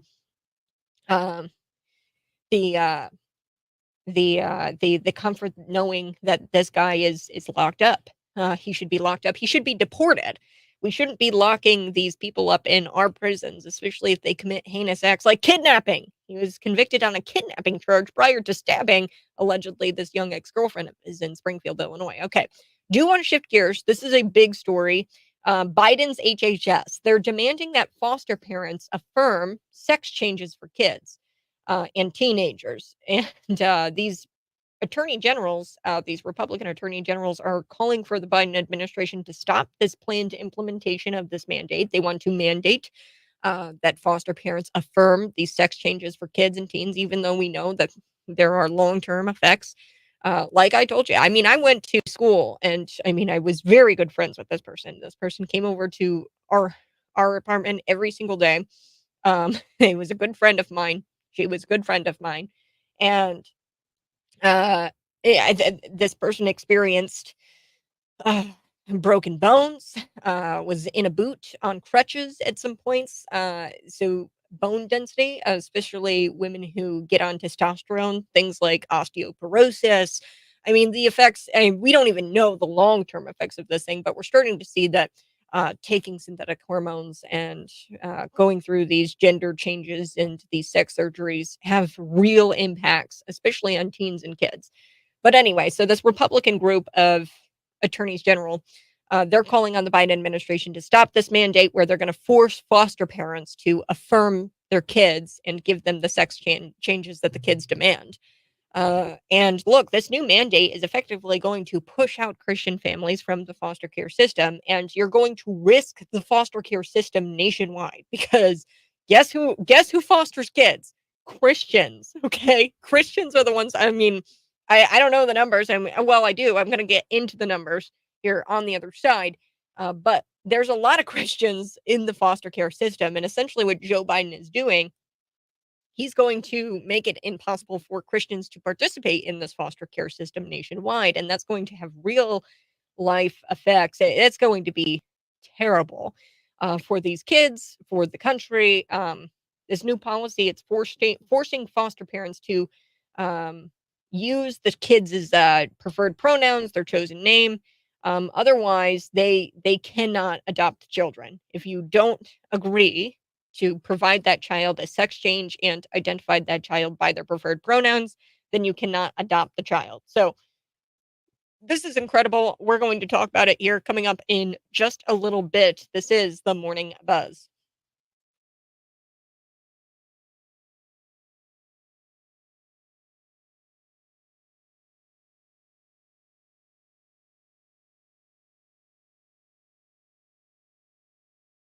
Yeah, guy shouldn't be here at all because he's not a United States citizen. But yes, you're so right. Nobody talks about the mental health issues. I didn't even bring this up in the story, but you're right, Adam, because this Gabriel Calixto guy, here it is. He had obsessive and threatening behavior directed toward a former girlfriend. This isn't the girlfriend that he stabbed. It was a girlfriend that he was with in 2018, the girl that he kidnapped, and he was convicted of this. But he had attempted suicide in late 2017. He was struggling with mental health issues. That was in 2017. Now, he committed the crime in 2018. That's when he pled guilty to the kidnapping charge. So he was experiencing all kinds of things with like major depressive disorder, general anxiety disorder. And what is so incredible is I don't think that this would have happened had he not been here on this deferred action childhood arrivals program. So I'd have to figure out. So he arrived here, I think, in 2019. Does that math check out? 2023. Yeah, that it checks out. He was here, arrived at age 15. Now, that's kind of incredible because the DACA program, a lot of the times it's like, I think the average age is 31 or something crazy like that, where it's not actually children coming here. The whole program really, I think, is government human trafficking. It's like government sanctioned human trafficking. Um, because we should not be ripping children from their families in Mexico and giving them deferred action status, deferred action for childhood arrival status, and allowing them to stay here for college and things like that. That's what we're doing. So he arrived here at the age of 15. And a lot of these kids who are here on the DACA program, their parents don't come, okay, on the DACA program. Unlike, the average age, 31, who gets this deferred action program, um, he didn't probably come with his parents. I don't know that.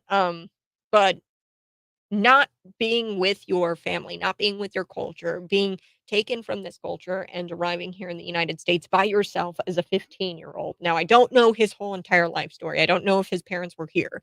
Want to disclose that, but a lot of times, and I'd imagine that this is the way it played out. He arrived here on the DACA status at the age of 15 by himself. Okay, because that's what happens. I don't know, but yeah.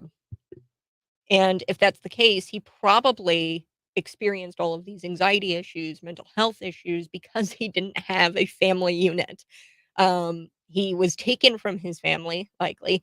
And if not, I mean, his family, most likely, if it was just his mom and dad, no extended family. I mean, the DACA program is for one person, typically. And I don't know how his other parent or if his parents stayed with him or what, but you're removed from your culture. You're removed from your extended family, and you come here to the United States, and you've got to work harder to try to make it because you don't get treated rightfully as a U.S. citizen because you're not a U.S. citizen and you're here illegally. So this whole system of illegal immigration and these different programs, it really throws people into an impossible situation. So for example, I actually spoke with a Romanian not refugee. Refugee is there's a definition for that. He was an immigrant.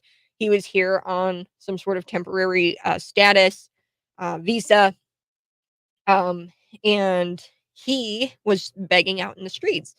And I asked him straight up. I go, "If you could do it all over again, would you?" And he goes, "No, I'd stay home." So he was pitched a lie. He said that he could come here to America and he'd be fine on this or on this temporary status. He was not fine. He's in the street, obviously begging on the street corner with his small child and his wife. They hopped the border illegally with actually a guy with a big scary gun and big guy, Mexican guy with tattoos, probably a cartel member of some kind. And they trafficked him over the border with his family. They had to pay $3,000 a head. Okay. They paid this cartel guy to not even get them over the border. That's the screwed up part about it. They drive them close enough to the border to where they have to walk or swim over the border in some cases. Um, they have to walk over the border into the United States. Then he got a van for like $300. He wasted all of his money. He dumped all of his money to come here to America because sold a bit of he was sold a bit of goods that it's not true. And he goes, Americans don't have money. He goes, they have credit cards. And I go, yeah. I go, Americans are in debt.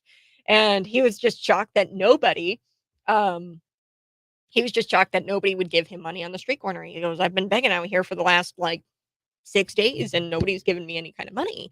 And he goes, Americans don't have money. They have plastic. And that's why he's got the Zelle. And I don't know. It seems like a weird racket anyway. But so that's the thing is mass immigration, it's actually worse for the immigrant coming over into the country. It destroys their life. They put all of their hopes into this basket and they're told that they can have everything here in America. But that's not true. It's not true at all. You have to work really hard if you're an American. And then on top of that, right, say you have no family. Obviously, you don't have your extended family here. When you walk over the border, you come maybe with one or two of your family members. But you've completely taken somebody out of their culture, their family, their home, and you expect them to be mentally sane? No. And not to mention, illegal immigrants, they commit crimes at much higher rate than nationals. So I will be back. Hold on.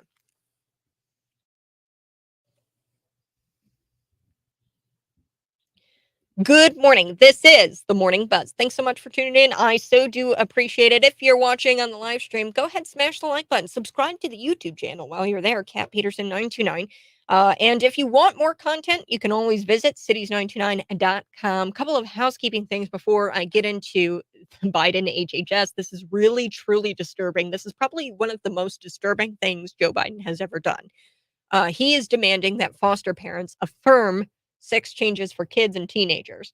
And this is effectively going to push Christian families out of the foster care system nationwide. And that's going to have real life effects. I mean, this is going to be a big problem because Christians, they love foster care. Okay. The Christians love adopting children. And you are going to make it impossible for them to adopt these children if you implement this new mandate, Joe, and the Biden administration. They need to stop this. And the attorney general, or the attorneys general, they're all Republicans. They are begging Joe Biden to stop this. So I'm going to get to that story here in just a little bit. But first, some housekeeping things. So this is a really cool thing. You can win a book for the holidays. I've read this book probably 2 or 3 times. And, it's called Constitutional Sound Bites. It's by my good friend, David Shistokis. He ran for attorney general here in Illinois.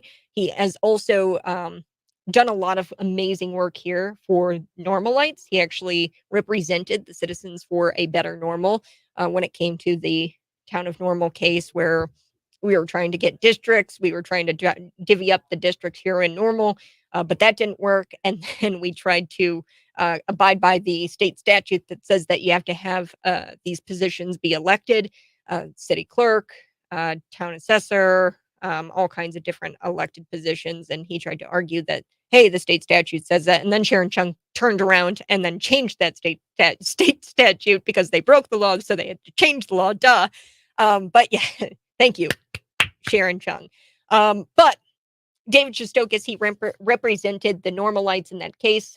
We lost because Judge, I believe, Fellheimer ruled against that because he essentially said that Normal didn't have to operate inside of the state statute because they have home rule, so they get to operate outside of the state, which doesn't make a whole lot of sense to me. But David Shistokis, he's got this amazing book. It's called Constitutional Soundbites, and I've read it a few times, and I really wish you'd rename it Constitution for Dummies, because really what it is, it's just dumbing down the Constitution. He gives you a very digestible way, bursts of information about the Constitution, about our founding documents. So, and really our founding, it receives very, very little attention in American classrooms. So it's a great read. And we're giving it to you for free. You don't have to buy it. You don't have to do anything except register to try to win it. So we've got a lot of copies. So go ahead and register to win at cities929.com. Right. Let's get into the story here. The Biden HHS. Group of Republican attorneys generals, they're calling on the Biden administration to stop this planned implementation of this mandate where they are going to effectively push Christian families out of the foster care system. Big yikes. So the Alabama Attorney General, Steve Marshall, worked with 18 other Republican colleagues to forward this letter to the Department of Health and Human Services. And he cautioned this new proposed policy. He cautioned against this, and he said that these new requirements on foster care families around the country, including forcing them to accept and validate a child's so-called gender identity, is not only a violation of the Constitution, but it effectively discriminates and it actively discriminates against people who practice Christianity. Christians don't believe in the gender nonsense. We just don't. Okay. So you can't discriminate against somebody just because we don't subscribe to the transgender religion. So this new policy, it's going to force foster parents to use the child's preferred pronouns, their preferred name. You have to allow the child to dress in age appropriate manner. But they believe that the child should be able to reflect their self-identified gender identity and expression through their clothing. So you're going to be forced, if you want to foster a kid, you have to agree that if that kid says that he's a girl, you have to send little Timmy in a dress to school. Otherwise, they're going to take the kid away from you, or they're not even going to let you foster that child at all if you don't agree to this.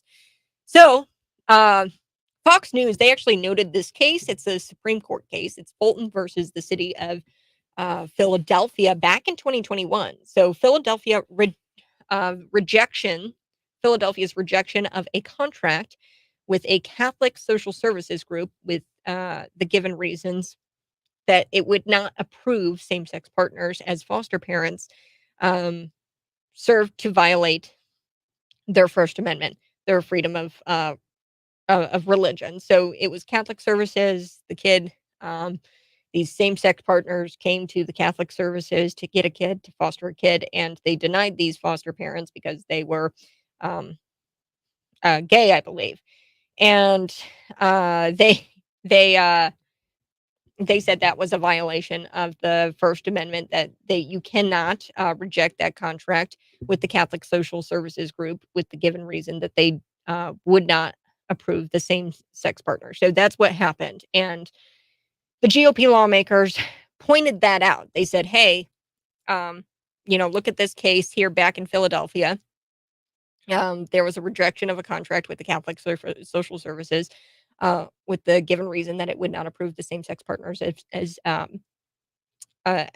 parents, and it violated the First Amendment. So GOP lawmakers, they pointed that out to the HHS, and they actually predicted in this letter. So they wrote the letter to the HHS about this. They actually predict that with this mandate, the foster care system is going to expect a surge upwards of 416,000 by 2027. That's how many kids are going to be in the foster care system. And as of 2022, there were 391,000. So that's going to be like 100,000 rise by 2027. So the state needs faith-based organizations in their foster care system. A lot of these foster care systems are faith-based. Catholic social services, you have to give them their religious freedoms. Okay. And the proposed rule will drive individuals and organizations of faith away from the system, which will increase the strain on the system by reducing the number of available foster homes. Okay, so you've reduced the number of available foster homes by telling them that, hey, you have to comply with this mandate, otherwise you don't get the kid.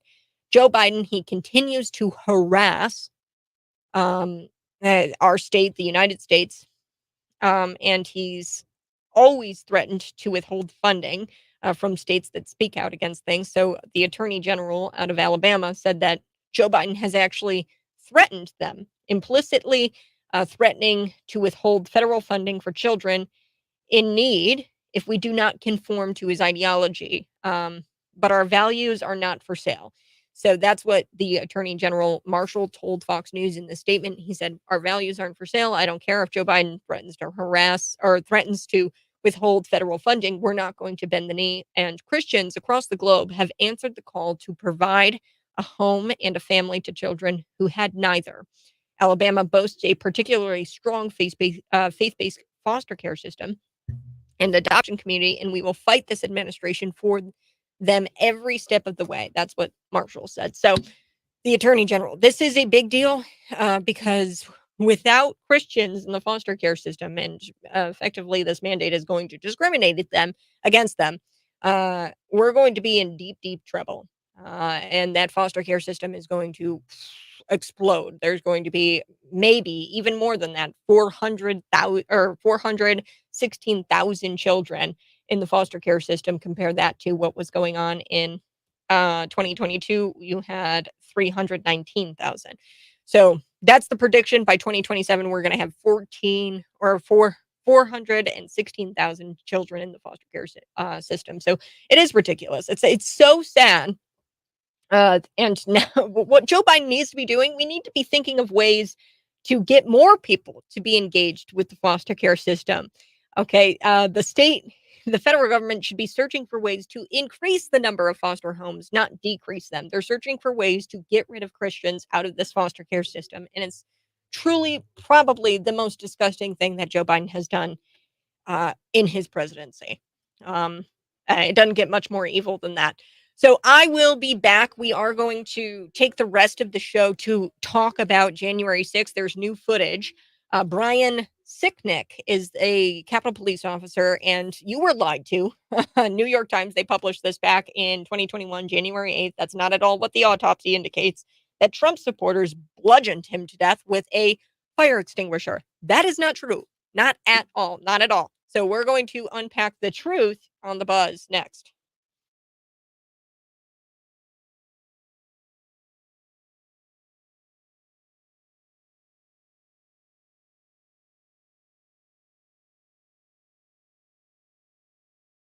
Good morning, folks. Thanks so much for tuning in. If you're watching, go ahead and smash the like button. I so do appreciate it. Now, we are going to be talking about Brian Sicknick. Also, I do want to talk about Ukraine's refusal to accept Putin's peace terms back in March of 2022. Instead, they decided to opt to be this proxy for NATO to have this full-fledged war with Russia, and it's probably one of the worst decisions to go down in international history. But we'll talk about it. We're also going to talk about Brian Sicknick. He was not bludgeoned to death by Trump supporters at January 6th. No, what actually happened will shock you, and it's clear, given the new January 6th footage that's come out. Thank you, Mike Johnson. Don't know why Kevin McCarthy didn't release this footage when he could have. But the new footage is kind of crazy. And I don't think a lot of people know this, but Brian Sicknick, I think he actually died due to police misconduct.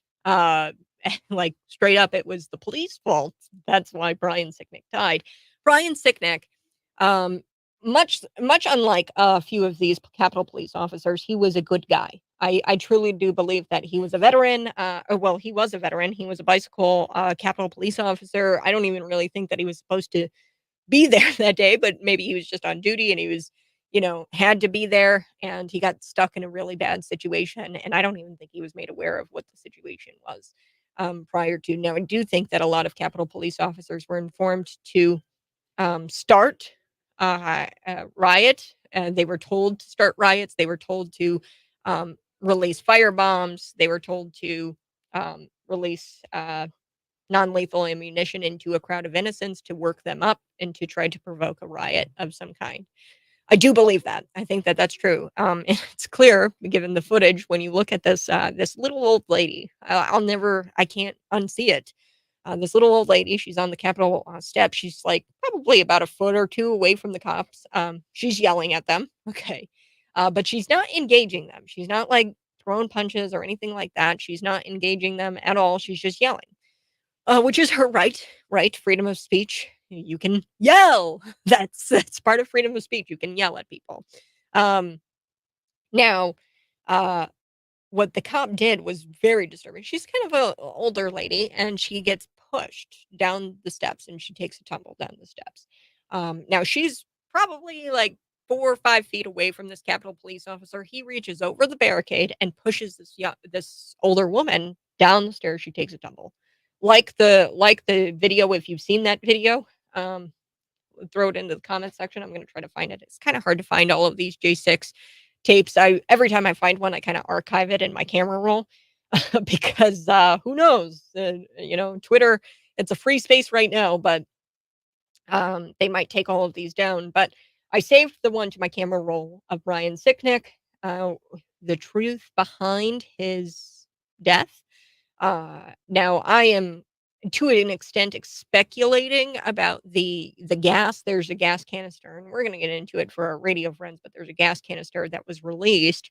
It misfired, and really I think it's the fault of the Capitol Police, and really it was the DC Metro Police officer who released this canister. He actually died of a stroke. He was known to have some blood clotting going on. So we're going to get into that also a little bit later. Hopefully, I'll have time.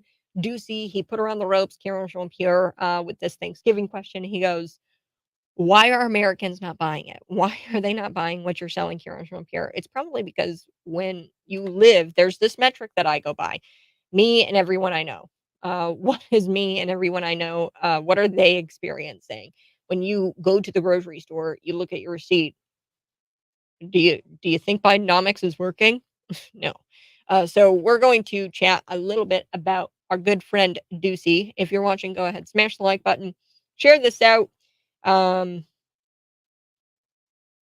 You can thank Durbin, Schumer, Duckworth, etc. for 80% of our national problems. Yeah, speaking about Durbin, did you guys know that he's actually trying to get rid of supplements? Yes. So like things like vitamin D, things like he wants to get rid of them, or well, really he wants to regulate them. Um, so he wants to be able to make money off of it, and a special interest, right? So he wants to get rid of supplements. That's a big thing Durbin has done recently. So we'll talk about it here coming up just a little bit. All right, folks, I'm back. This is Cities 92.9, back for our radio friends. You guys can always catch me on the stream. That's YouTube, Facebook, Twitter, and Rumble. Subscribe to my YouTube channel. That's Cat Peterson 929. Before we took the break, I was telling you guys a little bit about Brian Sicknick, and I want to make sure I make it a point every show for however long it takes to bring some truth about January 6th to you, because you were lied to. And I feel obligated, really, because I was always sold a bit of goods that was just false. I was sold things on January 6th that just weren't true. For example, Ashley Babbitt scaling a wall and punching out a window. That's not true. She was shot at point blank range, and she was just simply going through a door in the Capitol, and it was a door that everybody was going through. Okay, and she was shot for really no reason. She didn't engage anybody. She didn't break a window. She didn't scale the wall. And we really need to, this hour, get into the question of Brian Sicknick. So Brian Sicknick, I'll just say this from the start. I think that he was a good guy. I think that he was a patriot. He served his country.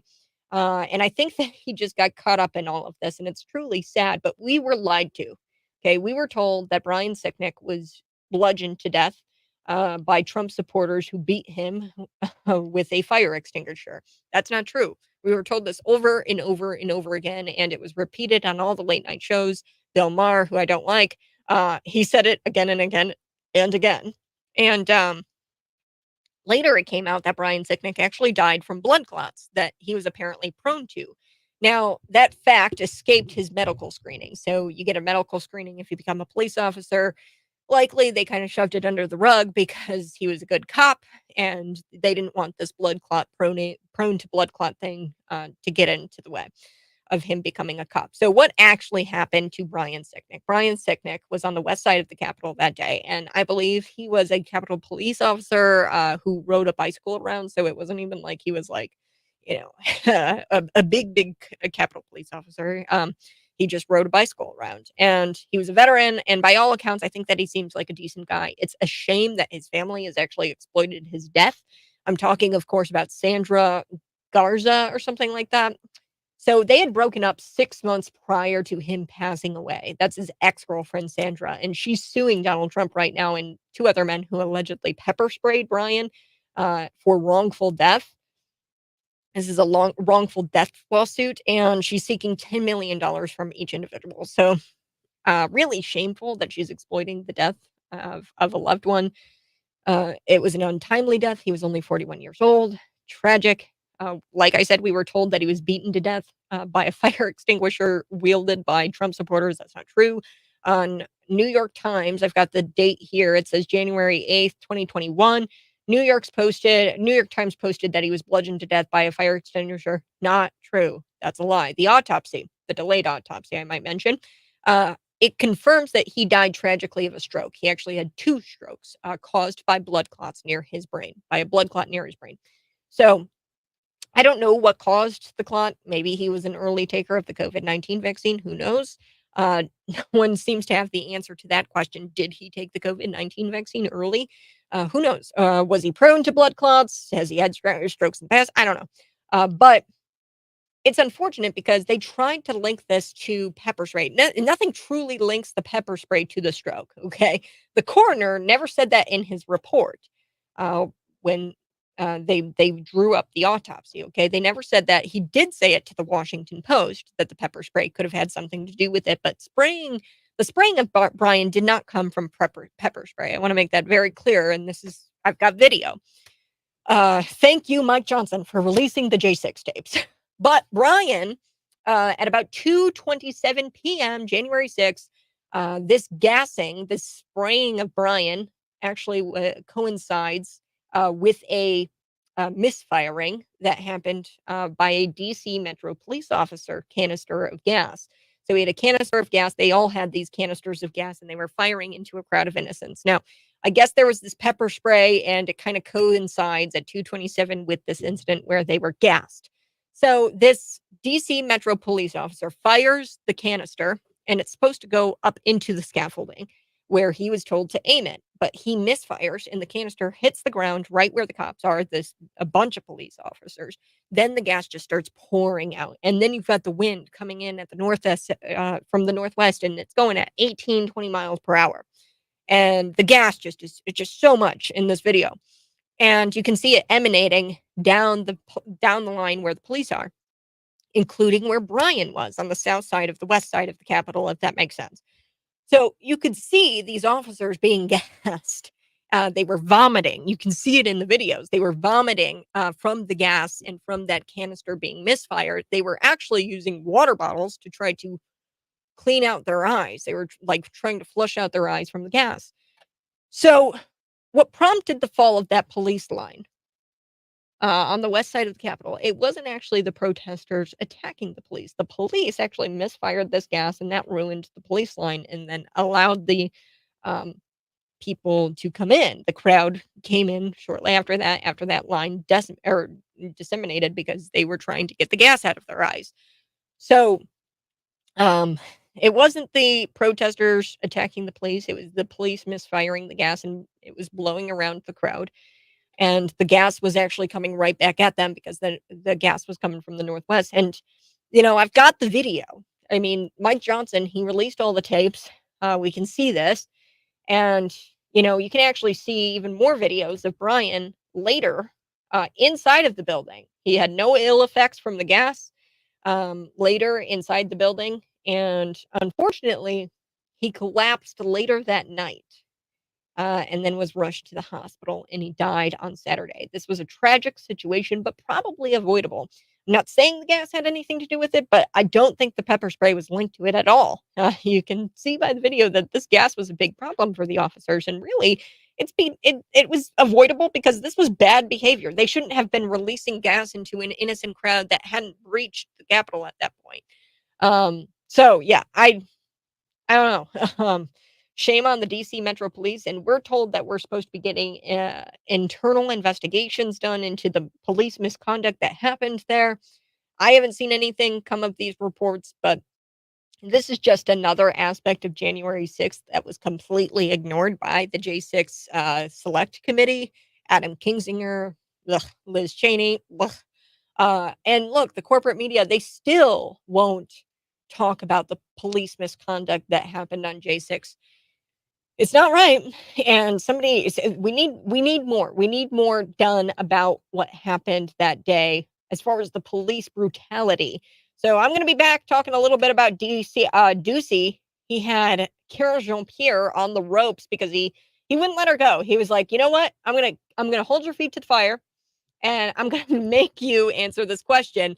Do you honestly believe that people are believing what you're trying to sell them about Bidenomics? Do you honestly think that Americans are buying it? Why aren't Americans buying this lie that you're trying to sell them? So I've got that next.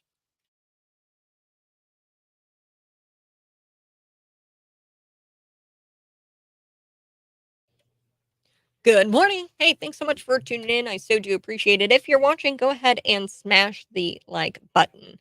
Yes, I take vitamin D pills now.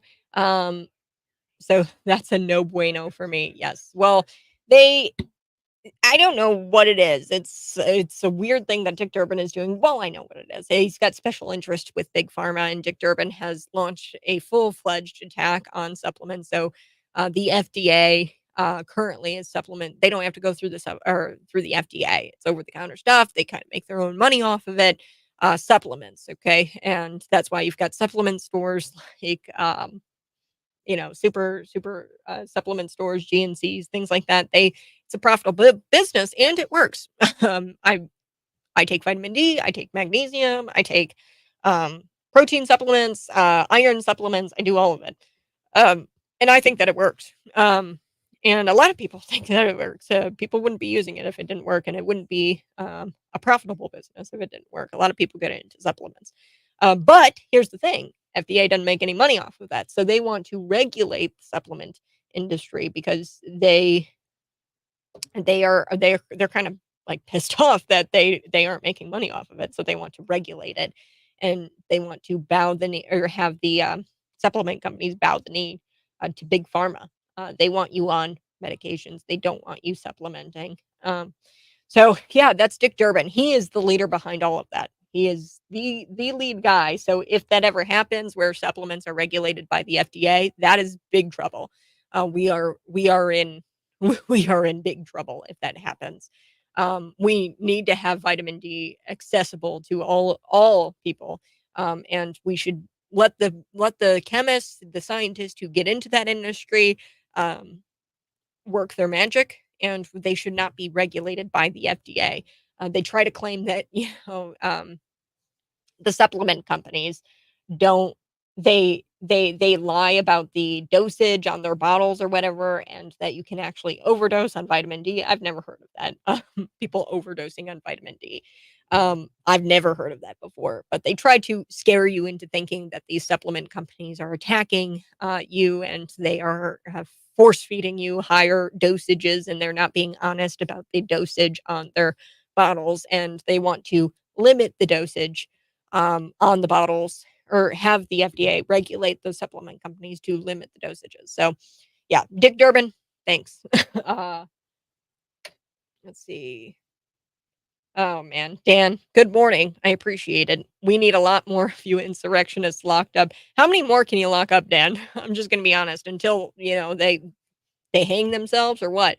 Matthew Perna, he was actually told that he was going to serve 6 months. He trespassed, right? And there's video of this. There was even new video of Matthew Perna in the January 6th, the rotunda. He was there sitting and pointing out like he was a tourist, and he was actually ushered in by Capitol police officers, told to come in to the Capitol, and he was pointing. He had his phone up, and he literally looked like a tourist if you were to go and tour the rotunda at the Capitol. And he was told he was going to serve 6 months, and then the prosecutor later comes out and says that he's going to tack on a terrorism charge, and he's looking at 20 to life. So what does Matthew Perna do? He kills himself. And that prosecutor has blood on his hands, and it's disturbing. It's disgusting. And the prosecutor later calls up the aunt of Matthew Perna, and she's got documentation on all of this, okay? And it's in the movie Police State. The aunt says that the federal prosecutor told her that if Matthew would have just waited, those charges probably wouldn't have stuck. If Matthew would have just waited, those charges probably wouldn't have stuck. Why'd you charge him in the first place? Because you were doing this whole political grandstanding, and you had a man's life in your hands, and you just scared him into killing himself. And it's disturbing. So, Dan, what do you think about that?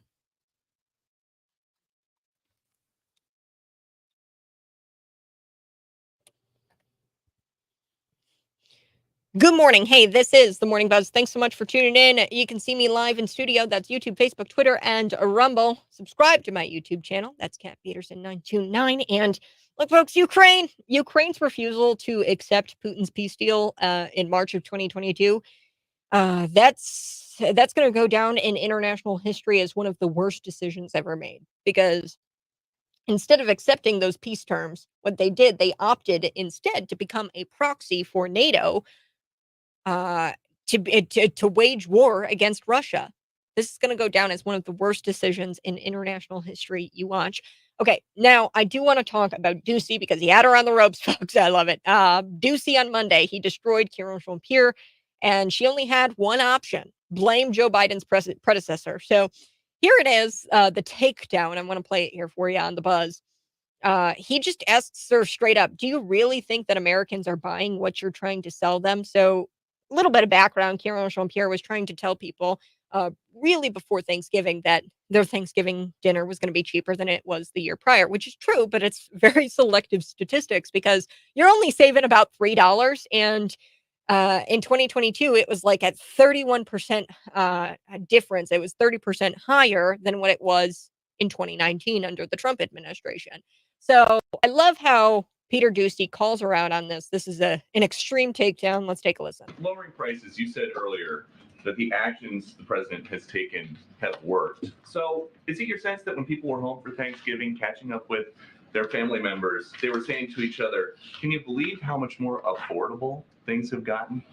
So honestly, I wouldn't, I hear the question, but I want to make sure this is very clear. We take that very seriously. We take what families, the decisions that they make at their kitchen table, whether it's during Thanksgiving or whether it is every month as they're trying to make hard decisions about how they move forward with taking care of their family. We take that very seriously. It's not a joke to us.